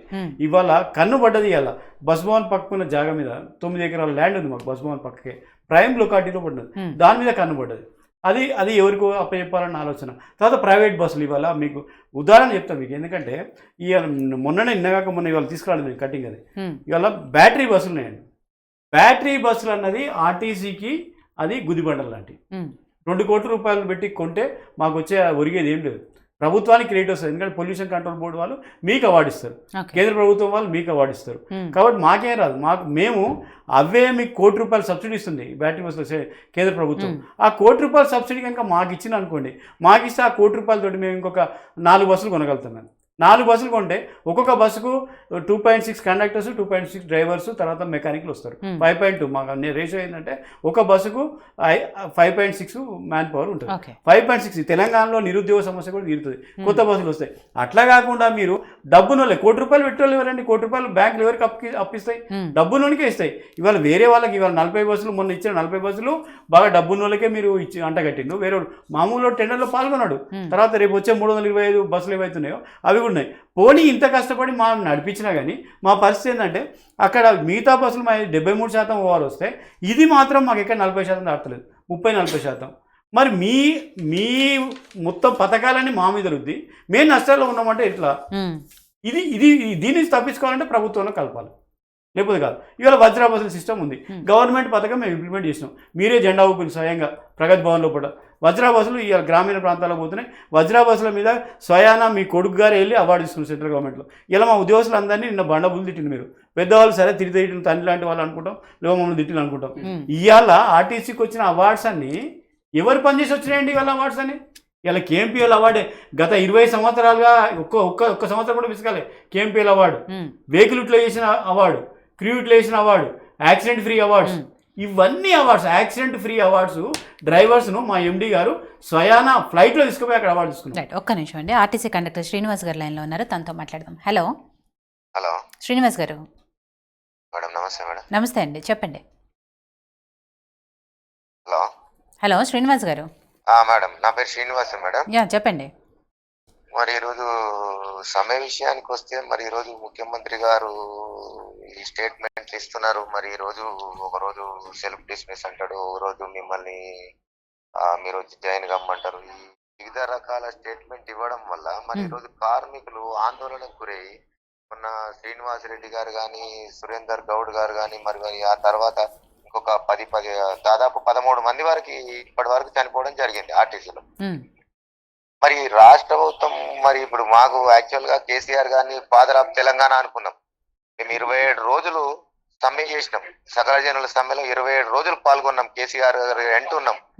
ఈ రోజు ఆ ఒక్క జీతం, అదే 27 రోజుల జీతం ఏదైతే ఉందో మాకు ఇప్పటి వరకు రాలేదు. అయినా మేము ఎప్పుడు బాధపడలేదు. జీతాల కోసం మేము ఏదైతే సకల జనుల సమ్మె చేయలేదు, అందరి స్టేట్ గవర్నమెంట్ లో ఉన్న ఉద్యోగస్తులు అందరికి ఇచ్చారు, మాకు లేదు. మేము ఏ రోజు కూడా ఆ విషయంలో మేము ఫీల్ కూడా కాలేదు, మాకు రాలేదని కూడా మేము ఏ రోజు ఇబ్బంది కూడా పడలేదు. కానీ ఈ రోజు కేసీఆర్ గారు మరి ఈ విధంగా మాట్లాడి మా కార్మికుల మనోభావాలు దెబ్బతీస్తున్నాడు, మా కార్మికులు ఆత్మహత్యలకు పురిగొల్పుతున్నాడు. ఈ రోజు వాళ్ళు ఎంతో ఇబ్బంది పడుతారు. కార్మికులు లాస్ట్ మంత్ శాలరీ అడిగితే నా దగ్గర డబ్బులు లేవండి, ఇది ఎక్కడి న్యాయం అండి? పండగ రోజు పస్తులు ఉన్నాం మేడం మేమందరం. ఈ రోజు ఏదైతే 50,000 మంది కార్మికులు మేమంటే సర్దుకోగలుగుతాం. మాకు చిన్న చిన్న పిల్లలు ఉన్నారు, వాళ్ళకి ఏం తెలుస్తుంది విషయం? అయ్యే మరి కొత్త బట్టలు కొనిరా, అది చుట్టుపక్కల వాళ్ళు బట్టలు కొనుక్కోవట్టే, మరి పిల్లలకి ఏం సమాధానం చెప్పగలుగుతాం? 50,000 మంది కార్మికులు పండగ పూట పస్తులుంచాడు కేసీఆర్ గారు. మరి ఇది ఎంతవరకు న్యాయం అవుతుంది?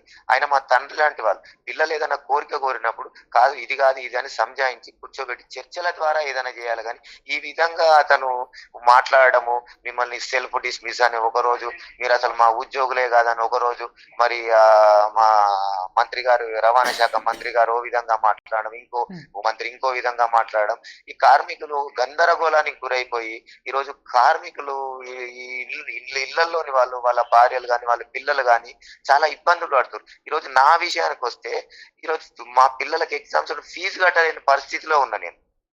రోజు స్కూల్కి వెళ్ళి కాలేజీకి వెళ్ళి వాళ్ళని రిక్వెస్ట్ చేసుకోవాల్సింది, అయ్యా నేను ఆర్టీసీలో పనిచేస్తున్నా, మరి నా పరిస్థితి ఇది, మరి మాకు జీతాలు రాలేదు ఇప్పటి వరకు, కొంచెం దయచేసి మాకు శాలరీ వచ్చేదానికి టైం అని వాళ్ళని రిక్వెస్ట్ చేసుకొని వచ్చుకునే పరిస్థితి. 21 రోజుల నుంచి మేము రోజు డిపోల ముందే కూర్చుంటున్నాం.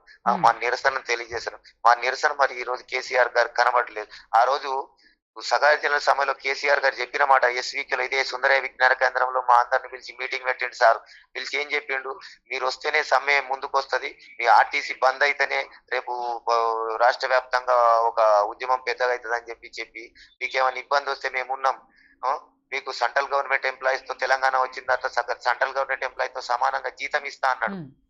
అన్ని రకాల మాటలు చెప్పిండు. మీకేమైనా కాలుకు ముళ్ళు గుచ్చుకుంటే నా పంటితో తీస్తా అన్నాడు. మేము అది కూడా చేయమంటలేదు. కనీసం మాకు స్టేట్ గవర్నమెంట్ ఎంప్లాయీస్ తో సమానంగా జీతం వేయమంటున్నాం. ఈ రోజు మా ఆర్టీసీని ప్రైవేట్ చేసి పంతం పట్టుకొని ఉన్నాడు కేసీఆర్. ఈ విధంగా ఆ రోజు ఒక మాట, నువ్వు గెలవక ముందు ఒక మాట, గెలిచినాక ఒక మాట, ఇది మరి ఆ పెద్ద మనిషికి అతనికే తెలియాలి. ఈ రోజు మమ్మల్ని ఈ విధంగా 50,000 మంది కార్మికులను. శ్రీనివాస్ గారు, ఈ విషయాలన్నీ మీకు మీరు స్వచ్ఛందంగా తెలుసుకొని సమ్మెలో పాల్గొంటున్నారా, లేకపోతే కార్మికుల యాజమాన్యాలు లేకపోతే ఆ యూనియన్ నాయకులు ఎవరైతే ఉన్నారో వాళ్ళు మిమ్మల్ని బలవంతంగా చేపిస్తున్నారు? లేదు మేడం, ఈ రోజు స్వచ్ఛందంగా కార్మికులు సమ్మెలోకి వచ్చారు. సంస్థను కాపాడుకోవాలని ఒకే ఒక ఉద్దేశంతో రావడం జరిగింది సమ్మెలో.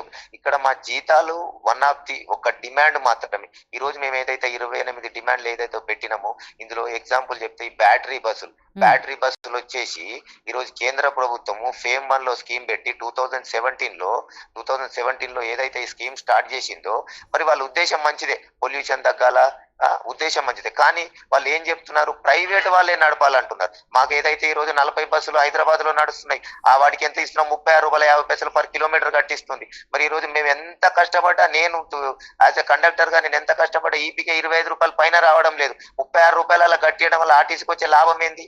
మరి ఈ రోజు కేంద్ర ప్రభుత్వం 1 కోటి రూపాయలు సబ్సిడీ ఇస్తుంది. 2.5 కోట్ల రూపాయల బస్సుకు కేంద్ర ప్రభుత్వం 1 కోటి రూపాయల సబ్సిడీ ఇస్తుంది. రాష్ట్ర ప్రభుత్వం 1.5 కోటి షూరిటీ ఇచ్చి అతనికి ఇచ్చే బదులు మరి అదేందో ఆర్టీసీకి ఇస్తే మేము ఆర్టీసీ ప్రజలకు సేవ చేస్తుంది కదా, ప్రైవేట్ వాళ్ళు ఇవ్వాల్సిన కారణం ఏంది? మరి రాష్ట్ర ప్రభుత్వం కానీ ఇక్కడ కేంద్ర ప్రభుత్వం కానీ మరి ఈ రోజు ప్రజలకు సేవ చేస్తుందా, కార్పొరేట్ శక్తులకు సేవ చేస్తుందా అనేది వాళ్ళు ఆలోచించుకోవాలి.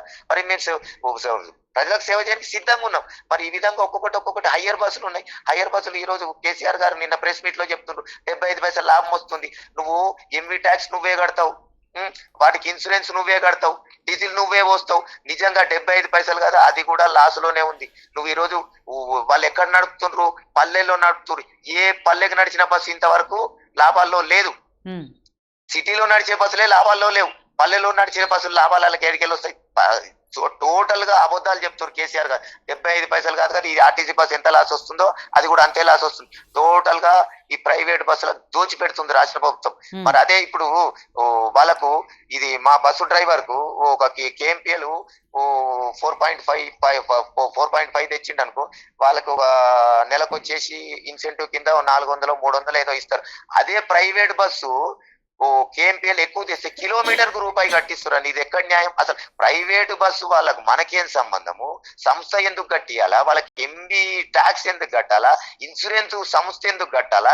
ఇవన్నీ ప్రైవేట్ వాడు కట్టుకోవాల్సిన ఇవన్నీ చెప్పేసి వీళ్ళకందరికి దోచి పెడుతున్నారు. కార్మికులనేమో ఇక్కడ ఇబ్బంది పెడుతున్నారు, ప్రైవేట్ వాళ్ళకేమో దోచి పెడుతున్నారు. ఇది ఎక్కడ న్యాయం? మేము అడిగేది అదే. ఈ విషయాలన్నీ మీకు 44% ఫిట్మెంట్ పెంచినప్పుడు తెలియలేదా మేడం? ఈ 44% ఎప్పటిది మేడం? 44% మాకు ఊరికే ఇయ్యలే మేడం. మేము 8 రోజులు సమ్మె చేసినాం. 8 రోజులు సమ్మె చేసిన నాడు ఆ రోజు కేసీఆర్ గారు ఏం చెప్పారు? సరే మీరు ఈ పంచాయతీ వద్దు, మీరు ఈ సమ్మెలు గిమ్మలు చేయొద్దు, ఈ అవసరం లేదు, మీరు ఆంధ్రాలో 43 ఇచ్చిన కదా, ఆయన కంటే 1% ఎక్కువనే ఇస్తాను. మా ఒక్కరికే ఇచ్చిరా మేడం? రాష్ట్ర ప్రభుత్వ ఉద్యోగులు అందరికీ ఇచ్చిరు. మేము ఈ రోజు ఎంతో కష్టపడుతున్నాం. రాష్ట్ర ప్రభుత్వంలో ఉన్న ఏ కార్పొరేషన్ పడని కష్టం మేము ఇక్కడ పడుతున్నాం. రోజుకు 1 కోటి మందిని తీసుకుపోతాం. 10,500 బస్సులు మాయి. రోజుకు వచ్చేసి 36 లక్షల కిలోమీటర్లు తిరుగుతాం. ఇవన్నీ ఆ రోజు ఎందుకు మాట్లాడలేదు అంటున్నాను. ఆ రోజు కూడా అందరికి తెలిసిన విషయాలే కదా మేడం. మేమేమో ఇప్పుడు ఆ రోజు చెప్పిందే, రోజు ఇంత పని భారం పెంచుకుంటూ వచ్చినా మేము సహించినాం. రోజు పని భారం పెంచినాం, తగ్గించినాం, మా ఇంక్రిమెంట్లు కట్ చేసినా ఇచ్చేసినాం.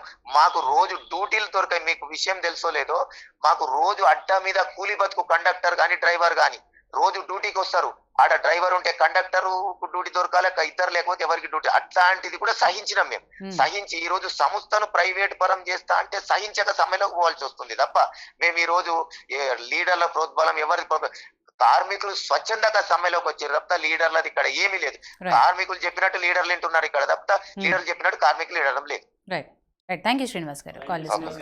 ఇంకోటి రీసెంట్లీ జరిగిన టెండర్ చూడండి, కొత్త బస్సుల టెండర్స్, హైర్ బస్సుల టెండర్స్. అసలు మనకు చట్ట ప్రకారం, మనకు రూల్ ప్రకారం ఏదైతే ఉందో 14 రోజులు క్లియర్ ఇవ్వాలి మనకు నోటిఫికేషన్ ఇచ్చిన తర్వాత. అసలు ఎంత దుర్మార్గం అండి, నాకు అర్థం కాదు. నిన్న నోటిఫికేషన్ ఇస్తారు, ఇవాళ లాస్ట్ డేట్ అంట. అంటే మీరు ఒక గ్రూప్ తయారైండు, గవర్నమెంట్ లోపల ఒక గ్రూప్ తయారై ఆర్టీసీ కార్మికులు స్ట్రైక్లోకి పోతే మీరు రెడీగా ఉండండి, మీరు బస్సులు కొత్త బస్సులు హైర్ బస్సులకు టెండర్ అయ్యడానికి అని ఒక గ్రూపును తయారు చేసుకొని మొన్న కూడా అంతే 3 రోజులు టైం ఇచ్చి టెండర్స్ వేసేసి ఇవాళ ఒక్కరోజే టైం. విచిత్రం ఏంటంటే అది కూడా 1300 బస్సులు టెండర్స్ ఇచ్చి ఒక్కరోజు టైం ఇచ్చిన దాఖలాలు ఇక్కడ ఉన్నాయా? దీని మీద కోర్టు న్యాయమూర్తి గారు కూడా ఒకసారి ఆలోచించాలి. సరి అయిన టైం ఇవ్వకపోతే అందరూ ఇప్పుడు రాష్ట్ర ప్రభుత్వంలో ఉన్న రాష్ట్రంలో ఉన్న అందరు ప్రజలు అందరూ కూడా టెండర్లో పాల్గొనాలి కదా. పాల్గొనకుండా కొంతమంది వ్యక్తులకే మేలు జరిగేట్టు ఒకరోజు టైం ఇచ్చే టెండర్స్ ఎక్కడ ఉన్నాయి? ఇవన్నీ దృష్టిలో పెట్టుకోవాలి. ఎందుకంటే ప్రధానంగా సంస్థను రక్షించుకోవాలి, లేకపోతే ప్రభుత్వంలో విలీనమైతేనే సంస్థ రక్షించబడుతుంది, లేకపోతే రక్షించబడదు. ఒకటి మా ప్రయోజనాలు, మేము ఉద్యోగస్తులుగా మాకు జీతాలు రావాలని ఒక ఆశ తప్ప వేరే మాకేం లేదు. ఇప్పుడు మిత్రుడు మన శ్రీనివాస్ గారు, జర్నలిస్ట్ గారు అన్నట్టు మాకున్న హక్కులు పోతాయి. ఇవాళ పరిస్థితి ఏంటంటే మాకున్న హక్కులు మొత్తం పోతాయి. మీరు రేపు పొద్దున ఈ రకంగా మేము కొట్టాడే రైట్ అనేది మాకున్నది. ప్రభుత్వంలో కలిపితే నిర్వీర్యం అవుతాయి యూనియన్లన్నీ. ఇవాళ చాలామంది అంటున్నారు ఏంటంటే సీఎం గారు కోపం చేసిండ్రు లీడర్స్ మీద అని చెప్పి. లీడర్స్ ఏమన్నారండి? లీడర్స్ ఇవాళ ఒక్కరోజు మా నాయకుడు సెప్టెంబర్ 5వ తారీఖు నాడు మీటింగ్ పెట్టి 4 రోజులు సమ్మె నోటీస్ వెనకకి ఇస్తామంటే వర్కర్లు మొత్తం రివర్స్ అయిపోయి ఇవాళ స్ట్రైక్ నోటీస్ ఇస్తావా అయ్యకపోతే మా జీతాలు వస్తలేవు, మా సెటిల్మెంట్లు వస్తలేవు, మా CCS పైసలు వస్తలేవు, మాకు ఇంత పని భారాలు పెరిగినాయి, ఇంకా నువ్వు ఎందుకు వెనక ముందు అవుతున్నావు అని చెప్పి మా లీడర్ను నిలదీసిన రోజులున్నాయి. ఇంకోటి ప్రధానంగా ఇలా అంటున్నాడు, ఇలా ఎన్నికల కోసం అని చెప్పి. ఎన్నికలు ఎవరికి మధ్య ఉంటాయని? మాకు ప్రధానంగా ఆర్టీసీలు ఉన్నాయి 2 యూనియన్లు. ఒకటి ఏంటంటే ఎంప్లాయీస్ యూనియన్, రెండోదో TMU తెలంగాణ మజ్దూర్ యూనియన్. రెండు ఒకటే పోరాడుతున్నప్పుడు మాకు ఎలక్షన్లో ఎవరు గెలుస్తారు ఏం కథ అన్నది మీరు ఎట్లా అనుకుంటారు? ఎవరు గేమ్ చేసుకుంటారు? లేకపోతే మేము ఒకళ్ళమే పోటీ చేసేవాళ్ళం కదా. ఇంకా ప్రభుత్వంలో మీరు అన్నారు కదా, ప్రభుత్వంలో విలీనం చేయాలి, ఎందుకు చేయాలని పట్టుబడుతున్నారని చెప్పి. ప్రధానంగా ఏంటంటే సంస్థకు ఉన్న ఆస్తులు మిగతా. ఇప్పుడు మొన్న పసునూరు దయాకర్ గారికి వరంగల్లో TRS ఉన్నది. అసలు TRS గవర్నమెంట్ వచ్చిన తర్వాత ప్రభుత్వ రంగ సంస్థలు ఉద్ధరించబడతాయి అనుకున్నాం. కానీ మా కర్మకోది ఏమేమి తెలుసా అండి, మా దగ్గర బస్సులు తగ్గిపోయినాయి. ప్రింటింగ్ ప్రెస్ మియాపూర్లో కూడా ప్రింటింగ్ ప్రెస్ బ్రహ్మాండంగా నడిచేది, ప్రింటింగ్ ప్రెస్ను మూసేసిండు. అక్కడ మా టైర్ మైలేజ్ ఇవాళ అన్నారు వర్కర్లు పనిచేస్తలేరు, ఘోరంగా నష్టం జరుగుతుందని చెప్పి అన్నారు. ఇవాళ టైర్ మైలేజ్ ఏ సంస్థకు రావడం లేదు. 2 లక్షల కిలోమీటర్లు వస్తుంది మా టైర్ మైలేజ్. అంటే మా టైర్ మెకానిక్లు ఎంత బాగా పనిచేస్తున్నారో చూడండి. అలాంటి మీ టైర్ మైలేజ్ బ్రహ్మాండంగా వస్తుంది. ఇక టైర్ రిటేటింగ్ షాప్ అవసరం లేదని చెప్పి వరంగల్లో టైర్ రిటేటింగ్ షాప్ మూసేసి పసును డయాకర్ గారికి అంటగట్టిల్లు అక్కడ. ఇప్పుడు డిఓటీ కింద 30 ఏళ్ళు లీజుకి ఇస్తున్నారు ఒక్కొక్కటి. 30 ఏళ్ళు లీజుకి ఇచ్చిన తర్వాత 30 ఏళ్ళ తర్వాత ఎవరు ఉంటారు, ఎవరు కాల్ చెప్పగలుగుతారు? ఇవాళ అది జరిగే పనేనా? చెప్పండి శ్రీనివాస్ గారు. ఆల్రెడీ టైర్ మంచినటువంటి ఏదైతే షెడ్ ఉందో 4 ఎకరాల ప్లేస్ కావచ్చు, అదే కళాభవన్ కావచ్చు, ప్రింటింగ్ ప్రెస్ కావచ్చు, వీటన్నిటికి కూడా ఎక్కడ కూడా టెండర్ నోటిఫికేషన్ లేదు. అంటే నోటిఫికేషన్ అఫీషియల్ గవర్నమెంట్లో ఉంది తప్ప పేపర్ నోటిఫికేషన్లో ఎక్కడ కూడా లేదు. ఏ పేపర్లో కూడా లేదు. అది చాలా దాన్ని హైడ్ చేసి దాన్ని చాలా ఎవరికి తెలియకుండా వీళ్ళు ఆల్రెడీ ముందే అనుకొని దానికి సంబంధించినటువంటి క్లాజ్ అన్నీ కూడా ముందే ప్రిపేర్ చేసేసుకొని ఆ టెండర్ని ఇన్వైట్ చేశారు. అది ఓన్లీ వేసే వాళ్ళకి మాత్రం తెలుసు. ఇది ఎక్కడ కూడా లేదు. అసలు దీన్ని మొత్తం సిబిఐ ఎంక్వైరీ చేస్తే మాత్రం మొత్తం దొంగ కేసీఆర్ దొంగ బయటపడుతుంది. చాలా ఇదని కాదు. ఇప్పుడు ఈ గత 5 సంవత్సరాలు తెలంగాణ వచ్చిన తర్వాత ఆర్టీసీ సంబంధించినటువంటి ఇంతవరకు ఆడిట్ జరగలేదండి. జరిగిందండి? ఆడిట్ జరగలేదు. అసలు ఏం లెక్క ఎక్కడెక్కడ ఏమేమి వచ్చినాయి ఏందని కూడా మొత్తం క్లియర్ తెలియదు. కానీ జయప్రకాష్ నారాయణ లాంటి వ్యక్తులు కూడా కేసీఆర్ అంటే ఆర్టీసీ సమ్మె విషయంలో ఏదైతే నిర్ణయాలు తీసుకున్నారో దానికి మద్దతు ఇస్తున్నారు. ఆయన కూడా నిన్న ఒక విషయం చెప్పారు. ఈ ప్రైవేట్ పరం చేయటం కానివ్వండి, లేకపోతే విలీనం చేయటం కానీ అలాంటి విధానపరమైన నిర్ణయాలు ఏవైతే ఉన్నాయో అది గవర్నమెంట్ చూసుకుంటుంది. మీ హక్కుల కోసం మాత్రమే పోరాడండి. సో జనాలు ఎవరు కూడా దాన్ని ఓన్ చేసుకోవట్లేదు, అందుకే హుజూర్ నగర్లో అంత భారీ మెజార్టీతో గెలిచారు అని. తప్పండి. హుజూర్ నగర్ ఎలక్షన్కి ఆర్టీసీ సమ్మెకి సంబంధం లేదు. ఎందుకంటే గత చరిత్ర మొత్తం ఎలక్షన్స్, ఉప ఎన్నికల ఎలక్షన్స్ తీసుకోండి, తెలంగాణ ఉద్యమం తప్ప ఎక్కడ బై ఎలక్షన్స్ జరిగినా కానీ ప్రభుత్వంలో ఏదైతే ఏ పార్టీ అయితే ప్రభుత్వం ఫామ్ చేస్తుందో ఆ పార్టీయే గెలుస్తుంది అక్కడ. ఎందుకంటే వాళ్ళకు ఉండేటువంటి సపోర్ట్ కావచ్చు, ప్రతిదీ అట్లా ఉంటుంది కాబట్టి, హామీలు కూడా అట్లా విధంగా ఇస్తారు కాబట్టి జరుగుతుంది. అదే దానిలో. కానీ జయప్రకాష్ నారాయణ గారు మరి ఆయన దాదాపు ఎన్టీఆర్ గవర్నమెంట్లో కూడా చాలా కీలకమైన పోస్టులు చేసిండ్రు. ఒక పొలిటికల్ పార్టీ పెట్టి రాజకీయంగా ఫెయిల్ అయింది. ఆయన రాజకీయంగా ఫెయిల్ అయినట్టే. ఒక సీటు ఒక 5 సంవత్సరాలు ఉన్నాడు కూకట్పల్లిలో తప్ప ఇప్పటి వరకు ఆయన లోక్సత్తా పార్టీ పెట్టి ఎప్పుడు కూడా సక్సెస్ అయిన దాఖలు లేవు. ఆయనే ఇట్లాంటి ఒక మాజీ ఐఏఎస్ ఆఫీసర్ అయ్యిండు కూడా ఇలా మాట్లాడడం అనేది చాలా తప్పు. ఎందుకంటే వీళ్ళు కార్మికులు ఎప్పుడు కానీ ఒక కుటుంబంలో ఉన్నటువంటి బిడ్డలు కుటుంబ పెద్దను కూడా అంత కుటుంబాన్ని కాపాడుకునే బాధ్యత వీళ్ళ మీద ఉంటుంది. అంటే వీళ్ళ ప్రయోజనాలు కాపాడుకుంటూనే సంస్థ ప్రయోజనాలు కాపాడాలనుకునే వీళ్ళ ప్రధానమైన డిమాండ్. దానిలో మీ హక్కులు మీరు చూసుకోండి అంటే ప్రైవేటీకరణ చేయొద్దు అంటే మేము క్లియర్ చెప్తున్నాం. ఈరోజు అంటే మన ప్రపంచంలో అభివృద్ధి చెందిన దేశాల్లో అమెరికా కావచ్చు, యూరోప్ ఖండాలు కావచ్చు అండి, ఇక్కడ ప్రజా రవాణా వ్యవస్థ ఎవరి చేతిలో ఉంది? ఈరోజు వైద్యం కావచ్చు, విద్య కావచ్చు ప్రైవేట్ చేతిలోకి వెళ్ళింది, అక్కడ ప్రైవేట్ చేతిలో ఉంది. కానీ ప్రజా రవాణా అక్కడ ప్రభుత్వ ఆధీనంలో ఉంది. అందుకే ప్రభుత్వ ఆధీనంలో ఉంది కాబట్టి అంత డెవలప్ అయినాయి కంట్రీస్. ఈరోజు హైదరాబాద్ కూడా ఈరోజు మన భారతదేశంలో హైదరాబాద్కి ఇంత ప్రాముఖ్యత రావడానికి కారణం కూడా ఒక ప్రజా రవాణా వ్యవస్థ, ఒక బ్యాక్ బోన్ ఇంత డెవలప్ కావడం కారణం. ఇట్లాంటి పరిస్థితుల్లో ఒక అవగాహన లోపంతో జేపీ గారు మాట్లాడుతున్నారంటే ఆయన మరి ఈ మధ్యలో ఎప్పుడు మరి రాలేదు, ఇప్పుడైతే ఈ మధ్యలో రాలేదు. నిజంగా మరి ప్రజలు ఓన్ చేసుకున్నారు ఈ సమస్యను, అంటే ఆర్టీసీ సమ్మె సమస్యని తమ సమస్యగా భావిస్తున్నారా నిజంగా ప్రజలు? మెజారిటీ ప్రజలు భావిస్తున్నారండి. కాకపోతే ప్రజలు ఇప్పుడు ఎట్లా అంటే వాళ్ళకి ఇప్పుడు పెయిన్ తెలుస్తలేదు. ఒకవేళ ప్రైవేట్ పరం అయిన తర్వాత రావాల్సిన బస్సు టైంకి రాక వీళ్ళు పోవాల్సిన డ్యూటీకి టైంకి పోకపోతే అప్పుడు వాళ్ళ పెయిన్ తెలుస్తుంది. వీళ్ళకు మంత్లీ పాసెస్ ఇస్తారు. నేను ఇక్కడ నుంచి అక్కడ పోవాలంటే మంత్లీ ఒక 300-400 రూపాయలు కడితే 1000 రూపాయలు, 300 నుంచి 1000 రూపాయల మధ్యలో ఉంటాయి పాసెస్ రేంజెస్. ఆ పాసులు ఇవ్వకపోతే వాళ్ళకి పెయిన్ తెలుస్తుంది. వాళ్ళకి ఇంకా పెయిన్ రావట్లేదు. వాళ్ళకు ఏదైనా ఆల్టర్నేటివ్స్ ఏవో అరేంజ్ చేసి అటు ఇటు పంపిస్తున్నారు తప్ప, ఈరోజు మెట్రో ఉంది, మెట్రో ద్వారా కొంత పోతున్నారు తప్ప. ఉదాహరణ అండి, మెట్రో రైలు నష్టాల్లో ఉంది, దాన్ని ఎందుకు నడిపిస్తుంది? దాన్ని కూడా మూసేయచ్చు కదా. ఎందుకు దాన్ని ఎందుకు నడిపిస్తుంది? ఆర్టీసీ ఎందుకు చేయాలి? తప్పుడు సమాచారం అది ఇంకా ప్రైవేట్ సంస్థ. అది ప్రైవేట్ ప్రభుత్వ భాగస్వామ్యం అయినటువంటి ఆర్టీసీ ఈరోజు నష్టాల్లో ఉంది. దానికి ప్రభుత్వం భరిస్తలేదా? ఈరోజు ఆర్టీసీ ప్రభుత్వ రంగ సంస్థ, ప్రైవేట్లకు సంబంధం లేని సంస్థ. మరి దీన్ని ఎందుకు భరించొద్దు? ఇది కూడా ప్రజారవాణా వ్యవస్థనే కదా. ఇది కూడా ఈరోజు ఒక హైదరాబాద్ కావచ్చు, తెలంగాణ కావచ్చు, ఈరోజు ఆర్థికంగా బలపడుతున్నది, ఆర్థికంగా ఆదాయంలో వస్తున్నది. దానిలో వన్ ఆఫ్ ది కారణం ఈరోజు అన్ని రకాలైనటువంటి సౌకర్యాలు, అన్ని రకాలైనటువంటి రవాణా జరగడం కారణం ఆర్టీసీ. మరి దీన్ని ఎందుకు ఇంత చేయడం? ఒకసారి జేపీ గారు కూడా ఆలోచించుకోవాలి. అంటే వీళ్ళు ఇక్కడ 50,000 కుటుంబాలు వాళ్ళ బతుకులు ఆగమవుతున్నాయి. దీన్ని ఒక ఒక హ్యూమానిటీ, ఒక మానవత దృక్పథంతో ఆలోచించాలి దీన్ని. అంతే తప్ప కేసీఆర్ తీసుకున్నాడు కదా, కేసీఆర్ మెప్పు కోసం నేను కూడా మాట్లాడాలంటే అది జేపీ గారికి తగదు. అది జేపీ గారు మార్చుకోవాలి విధానాన్ని. ఇప్పుడు నేను ఈ యూఏటీ ద్వారా జేపీ గారు కూడా సూచిస్తున్నాను, ఇట్లాంటి వ్యాఖ్యలు చేసి మీరు ఆల్రెడీ తెలంగాణ ఉద్యమంలో మీరు చాలా ఘోరమైనటువంటి అవమానాలు తిన్నారు, అలా నిన్ను కొట్టిన కూడా. సో అలాంటి పరిస్థితి మళ్ళీ జేపీ గారు తెచ్చుకోకుండా మీరు హుందాగా వ్యవహరించాలి. మీకు ఉన్నటువంటి టాలెంట్, మేము చాలామంది తెలంగాణలో అక్కడక్కడ మీకు అభిమానులు ఉన్నారు, ఎందుకంటే మీ మాటలకి ఆకర్షితుల యూత్ చాలామంది ఉన్నారు. మీరు ఇట్లా చేయడం వల్ల వాళ్ళు తప్పుదారి పడతారు. సో అట్లాంటి వ్యాఖ్యలు చేయొద్దని చెప్పేసి జేపీ గారు కూడా సూచిస్తున్నాను. ఇంకా ఇప్పుడు మనకు ఆర్టీసీకి సంబంధించి కావచ్చు, ఏదైనా కావచ్చు, ఆర్టీసీలో ఉన్నటువంటి ప్రతి కార్మికుడు బాగుపడాలి, వాళ్ళ కుటుంబం బాగుపడాలి. ఎందుకంటే వాళ్ళు 20-30 జీతాలతోటి ఈరోజు హైదరాబాద్లో 20-30 జీతాలతో ఎట్లా నడుస్తాయి? 10-15 వేల రెంట్లు, అనేకమైనటువంటి ఇబ్బందులు కలుగుతున్నాయి, వాళ్ళు హెల్త్ పాడవుతున్నాయి. రైట్. అయితే కేసీఆర్ గారు ఇంకో మాట అన్నారు, ఆర్థిక మాంద్యం నడుస్తుంది ప్రస్తుతం దేశంలో, అండ్ ఆర్టీసీలో ఒక చిల్లర పైసా నయా పైసా కూడా లేదు, ఈ పరిస్థితుల్లోనే వీళ్ళకి సమ్మె చేసేది అని చెప్పి. ఎందుకు లేదండి, ఈరోజు ఆయనే చెప్పింది. ఇప్పుడు ఒక జర్నలిస్ట్ మీద నిన్న ప్రెస్ మీట్లో అన్నాడు 60,000 కోట్ల ఆస్తులు అంటే నీకేం తెలుసా దేది మాకు అని చెప్పి అన్నాడు. ఒకటే మాట అంటున్నా, ఈరోజు నువ్వు ఒక ప్రభుత్వ అధినేతగా ఆర్టీసీ ఆస్తులు ఎంత ఉన్నాయి ఒక శ్వేతపత్రం రిలీజ్ చేయి. మాకు తెలుస్తాయి, జనాలకు తెలుస్తాయి కదా. సరే మేము 60,000 కోట్లని మేము సంఘాలు అంటే మేము అంటున్నాం. సరే మేము అవగాహన లోపంతో మాట్లాడుతున్నాం, అజ్ఞానంతో మాట్లాడుతున్నాం కావచ్చు. మరి నువ్వు జ్ఞానివే కదా, ఒక ప్రభుత్వ అధినేత కదా, నీకు 2 నిమిషాల పని ఆర్టీసీ ఆస్తులు ఎంతున్నాయని చెప్పి విడుదల చేయడు, దాన్ని చెప్పడు, ఎన్ని ఆస్తులని చెప్పడు, కానీ ఎదుటి వాళ్ళని క్వశ్చన్ చేస్తాడు. అది కరెక్ట్ కాదు కదా. 60,000 కోట్ల ఆస్తులు ఉన్నటువంటి ఆర్టీసీ సంస్థ మేము అంటున్నాం, 50,000 కోట్ల ఆస్తులు ఉన్నటువంటి సంస్థ మేము అంటున్నాం, రాంగ్ అని ప్రూవ్ చేయండి.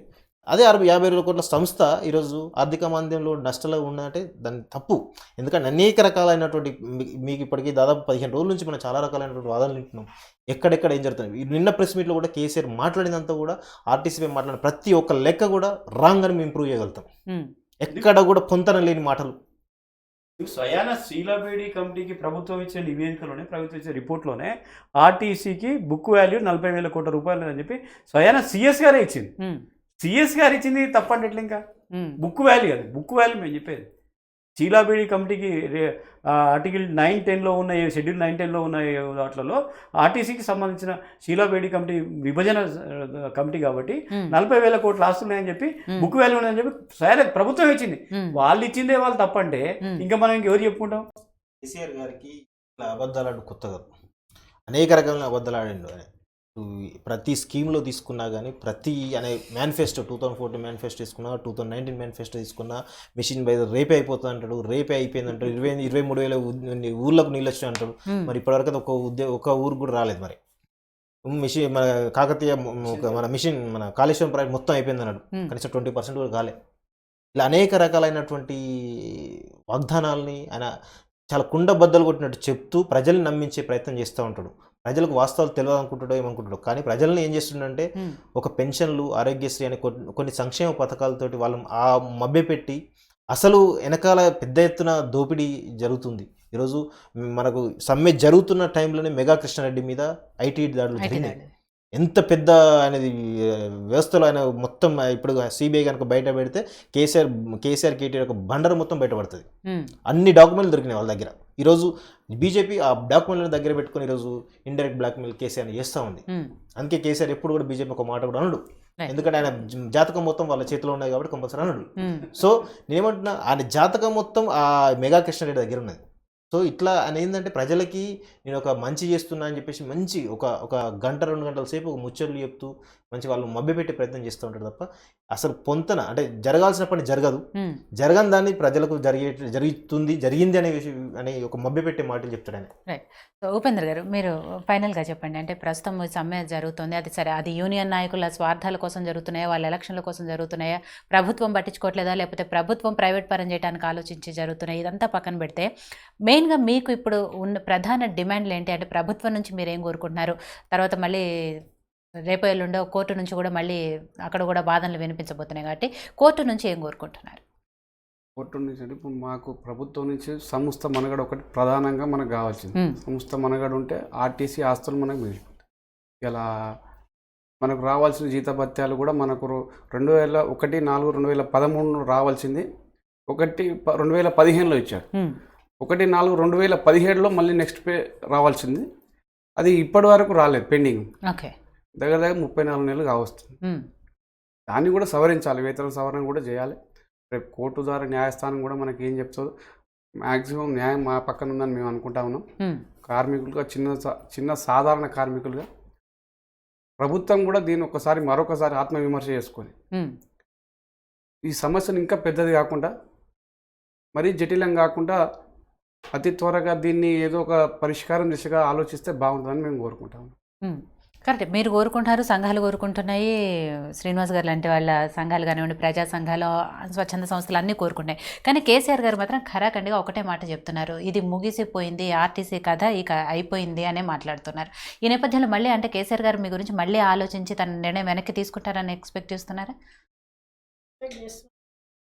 ఇప్పుడు ముఖ్యమంత్రి గారు మేము సమ్మె మొదలు పెట్టగానే సెల్ఫ్ డిస్మిస్ 50,000 మందిని సెల్ఫ్ డిస్మిస్ చేసేసిన అని చెప్పేసి ఒక స్టేట్మెంట్ ఇచ్చేసి, మరి సెల్ఫ్ డిస్మిస్ అంటే మరి ఏ డిక్షనరీలో ఉందండి సెల్ఫ్ డిస్మిస్?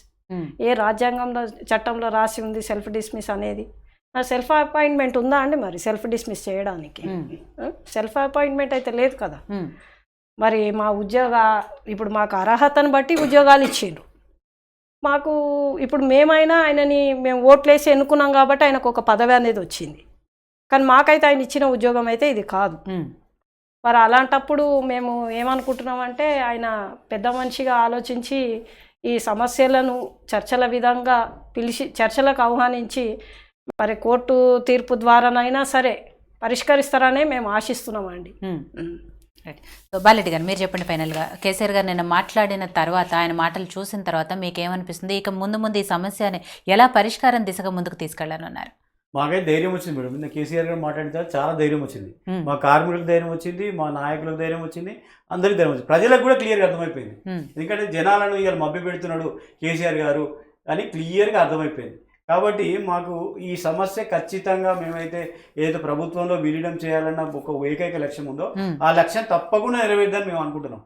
దీని వెనకాల ఉన్న గూడుపుటాన్ని కూడా ప్రజలకు అర్థమైంది, కార్మికులకు అర్థమైంది. ఇప్పటిదాకా కొంతమంది కార్మికులకు అర్థం కావచ్చు, ఇప్పుడు మాత్రం ఖచ్చితంగా అర్థమైంది. ఎందుకంటే కేసీఆర్ ప్రైవేట్కి ఇవ్వాలన్నది ఒక ఆలోచన వచ్చింది. ఒక్కరోజు టెండర్లు ఇవ్వడం అన్నది ఇది చరిత్రలో ఎక్కర్లేదు, ఏ దేశంలో కూడా లేదు. ఒక్కరోజులో టెండర్లు నింపాలన్నది ఎక్కడ కూడా లేదు. అలాంటి ప్రక్రియకు ప్రారంభించింది కాబట్టి వారు ఖచ్చితంగా మా సమస్యను తీర్చాలని అనిస్తున్నాం. ఇంకోటి వారే అన్నారు, ఏమన్నారు, నిన్న అంతకుముందు సెల్ఫ్ డిస్టర్ తీసుకునే లేదు ఏమన్నాడు, నిన్నేమన్నాడు, నిన్న రాసిస్తే తీసుకున్నాం అన్నాడు. రాసిస్తే తీసుకున్నాం. రేపు ఖచ్చితంగా మీరు రండి, మేము ఉద్యోగాలు తీసుకుంటాం. ఉద్యోగాలు మాకు ఎక్కడికి పోవాలని గ్యారంటీ ఉంది. మాకు ఆర్టీసీ ప్రభుత్వంలో విలీనం అవుతున్నది దృఢ సంకల్పం ఉన్నది. ఎందుకంటే మాకు న్యాయమైంది, మాకు రావాల్సినవి కాబట్టి మాకు ఖచ్చితంగా. మా కార్మికులు కూడా ఇవాళ సీఎం గారు అనుకోవచ్చు భయపడతారు, మొత్తం భయపడి ఇవాళ అట్లీస్ట్ ఒక 20%, 30% అని జైన్ అవుతారు అనుకున్నాం. కానీ 20% కాదు కదా, అసలు ఒక్కరు కూడా జైన్ కాలేదు. రిపోర్ట్సే చెప్తున్నాయి, ఒక్కరు కూడా ఎక్కడ కూడా రాసిన దాఖలాలు లేవు, ఎక్కడ కూడా జైన్ అయిన దాఖలాలు లేవు. మొత్తం 90 డిపోలో కూడా ఎక్కడ కూడా రాసింది. కాబట్టి మాకు బలం వచ్చింది. చివరి వరకు కంటిన్యూ అవుతుంది అనుకుంటున్నారా మీరు? చివరి వరకు మా సమస్య సాల్వ్ అయ్యేంత వరకు కంటిన్యూ అవుతుందని మేము అనుకుంటున్నాం. ఎందుకంటే సీఎం గారే మళ్ళీ ఒకసారి ఆత్మవిమర్శ చేసుకుంటారు. ఎందుకంటే వారు ఈ రోజు ఒక మాట మాట్లాడతాడు, రేపు ఒక మాట మాట్లాడతాడు. ఇప్పుడు మాట్లాడుతున్నాడు కాబట్టి ఖచ్చితంగా ఇప్పుడే అన్నారు కదా, ఇప్పుడు ఏంటంటే ఒకటి కమిటీ చేసిండు. కమిటీ ఏంటంటే అధికారుల కమిటీ, ఏదో ఒక ప్రారంభం అయితే జరిగింది అక్కడ. అధికారుల కమిటీ ఏం చేసింది, వాళ్ళే నివేదిక రేపు ఎండి గారికి ఇవాళ ఇచ్చిండు. ఇవాళ ఇస్తే రేపు కోర్టులో సబ్మిట్ చేస్తున్నారు. ఆ నివేదికలో కూడా క్లియర్గా ఉంటుంది ఆర్టీసీ కార్మికుల సమస్యలు అనేది న్యాయమైనవి కాబట్టి చేయాలని చెప్పి క్లియర్గా ఉంటుంది. తర్వాత రెండోది విలీనం ఖచ్చితంగా కావాలని చెప్పి అందరూ అంటున్నారు కాబట్టి అది ఖచ్చితంగా అవుతుంది. ఎందుకంటే ఇలా మాకు సంపూర్ణ మద్దతు ప్రజా సంఘాలు ఇస్తున్నాయి, అన్ని కార్మిక వర్గాలు ఇస్తున్నాయి, ఉద్యోగ సంఘాలు ఇస్తున్నాయి. ఇవాళ ఉద్యోగ సంఘాలు కూడా ఒకసారి ఆలోచిస్తున్నాయి, ఏంది ఆర్టీసీ కార్మికులు ఎట్లా చెప్తున్నారు, రేపు పొద్దున మా పరిస్థితి కూడా ఇంతేనా అంటున్నారు అనే పరిస్థితి వస్తున్నది. ఇలా ఎన్జిఓస్ కానీ మిగతా వాళ్ళు చాలా ఆలోచిస్తున్నారు. ఎందుకంటే ఇవాళ ఆర్టీసీ కార్మికుల మీద దాడి జరుగుతుంది. ఇవాళ ప్రధానంగా ఉపాధ్యాయ సంఘాలు ఇవాళ భయంకరంగా ఉన్నాయి. వాళ్ళు ఏంటంటే ఈ రకంగా అయితే వాళ్ళకు రేషనలైజేషన్ పేరు మీద స్కూళ్ళని మూసేస్తున్నాడు. ఉద్యోగాలు ఇవాళ డిఎస్సి పెడతా అని చెప్పి ఒక్క డిఎస్సి పెట్టిన పాపాన పోలేదు. మా దగ్గర రిక్రూట్మెంట్ లేదు, టీచర్ల రిక్రూట్మెంట్ లేదు, ఎక్కడ లేదు. ఒకటే ఒక రిక్రూట్మెంట్ ఎక్కడంటే పోలీస్ డిపార్ట్మెంట్. ఎందుకంటే అందరినీ ప్రజల్ని కొట్టడానికి పోలీస్ డిపార్ట్మెంట్ రిక్రూట్ చేసింది. మీకు సెక్యూరిటీ కావాలి కాబట్టి ఒక ప్రజానాయకునిగా ఉండి ప్రజల్ని ఉద్యమం నుంచి వచ్చి ఇవాళ ఉద్యమంలో పాల్గొన్న ప్రతి ఒక్క కార్మికుని వేధిస్తూ ఈ రకంగా ప్రజలను తప్పుదో పట్టిస్తూ అన్నీ అబద్ధాలు చెప్తూ ఒకటి కాదు. నిన్న ఇవాళ కోర్టు మేము మళ్ళోసారి విజ్ఞప్తి చేస్తున్నా న్యాయమూర్తి గారికి, దయచేసి సుమోటోగా తీసుకోండి. వారు చెప్పింది కాదా, వాస్తవాలా, అబద్ధాలన్నా చెప్పండి.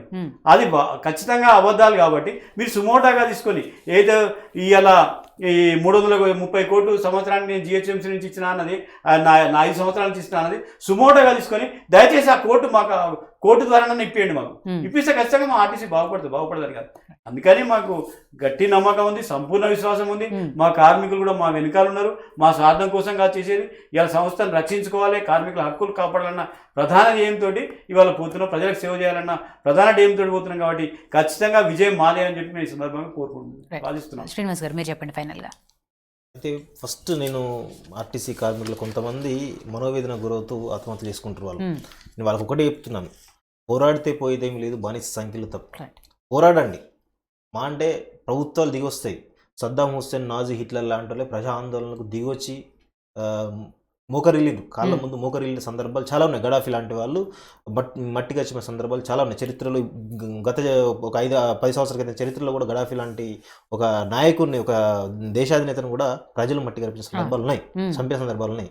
సో అట్లాంటి పరిస్థితి మనకుంటుంది. చంపేటువంటి పోరాడేటువంటి శక్తి మనకుంటుంది. ఆ పోరాటాన్ని వృధా చేసుకోవద్దు. అంతేగాని మనోవేదన గురై జాబులు పోతాయి, లేదా ఒక 1 మంత్ ఈఎంఐ కట్టకపోతే నా క్రెడిట్స్కు ఇంకేదో తగ్గుతుంది అని చెప్పేసి దయచేసి మీరు ఎవ్వరు కూడా చింత చెందాల్సిన అవసరం లేదు. ఈ సందర్భం వాళ్ళకి ఒకటే చెప్తున్నాను, పోరాడండి. మా అంటే ప్రభుత్వాలు దిగి వచ్చే సందర్భం చాలా దగ్గరలోనే ఉన్నది. కేసీఆర్ మీ దగ్గరకు వచ్చి మీ కాళ్ళు పట్టుకుని మీకు మీ ఉద్యోగాలు మీకు ఇస్తారనే నమ్మకం మాకున్నది. లేకపోతే ఆయన సెల్ఫ్ డిస్మిస్ అవుతారు తప్ప ఇంకా మీరు సెల్ఫ్ డిస్మిస్ అయ్యే పరిస్థితి లేదు. మీ ఉద్యోగాలు ఎటుపోవు. మీకు ఒక సంస్థ, కార్పొరేషన్, ప్రభుత్వ రంగ సంస్థ, మీరు ఉద్యోగులు, మిమ్మల్ని తీసే అధికారం ఎవరికి కూడా లేదు. సో ఈ సందర్భంగా నేను చెప్పేది అదొకటే, కేసీఆర్ ఖచ్చితంగా దిగి వస్తాడు. దిగి వచ్చి మీరు ఎక్కడ కూడా కాంప్రమైజ్ కాకండి. మీ డిమాండ్ న్యాయపరమైన డిమాండ్లు 1-2 అటో ఇటో కావచ్చు, దానిలో కాంప్రమైజ్ కండి. కానీ ఎక్కడ కూడా సమ్మెను ఇంకా విచ్ఛిన్నం చేసేటువంటి చర్య ఎవరు కూడా తీసుకోవద్దని చెప్పి ఈ సందర్భంగా నేను ఆర్టీసీ కార్మికులందరూ కూడా విన్నపం చేస్తూ, మరి కేసీఆర్ కూడా నేను ఒకటి చెప్తున్నాను, దయచేసి కేసీఆర్ గారు ముండి పట్టుకుపోకండి. ఒక ఇంటి పెద్దగా వాళ్ళను కొడుకులుగా భావించి నచ్చ చెప్పాల్సిన బాధ్యత మీది. అంతే తప్ప మీరు ఇంటి నుంచి ఒక కొడుకుని గెంటేసినట్టు గెంటేస్తా అంటే ఇక్కడ ఊరుకునే పరిస్థితి ఎవరు లేరు. తెలంగాణ ఉద్యమం, తెలంగాణ పౌరుషం అట్లే తెలంగాణ వాదుల్లో ఉన్నది, ఇప్పుడు రగులుతూ ఉన్నది. ఇంకా ముందుకు పోతే మాత్రం మీరు మరొక కిరణ్ కుమార్ రెడ్డి, రోషయ్య, మీరు ఒక చరిత్రలో హీనులుగా మిగిలిపోతారు. ఇప్పుడు తెలంగాణ తెచ్చిన ఒక వీరుడిగా మీరు ఉన్నారు ఇంతవరకు, కానీ త్వరలో ఇలాంటి సమస్యలు మీరు తెచ్చుకోకపోతారు. చరిత్రహీనుడిగా మీరు ఖచ్చితంగా ప్రపంచంలో మీరు చరిత్రహీనుడు మిగిలిపోతారని చెప్పి సందర్భంగా కేసీఆర్ గారికి చెప్తున్నాను. సో మొత్తం మీద 20 రోజులుగా సాగుతున్న సమ్మెకి ఇక మీదటైనా త్వరలో పరిష్కారం దిశగా ఆలోచిస్తాయి అటు ప్రభుత్వం కానివ్వండి, ఇటు ఆర్టీసీ కార్మికులు కూడా దీన్ని అంటే మీరు ఇందాక చెప్పినట్టు వాళ్ళ ఏమంటారు ఉద్యోగాలు ఎక్కడ పోతాయో అన్న అభద్రతా భావంలో ఉండి తొందరపడి ఎటువంటి నిర్ణయాలు తీసుకోకుండా కూడా కార్మికులు కూడా ఉండాలని చెప్పేసి మనస్ఫూర్తిగా కోరుకుందామండి. థ్యాంక్ యూ బాలరెడ్డి గారు, శ్రీనివాస్ గారు, ఉపేందర్ గారు, కౌశల్ గారు, థ్యాంక్ యూ సో మచ్ అండి డిబేట్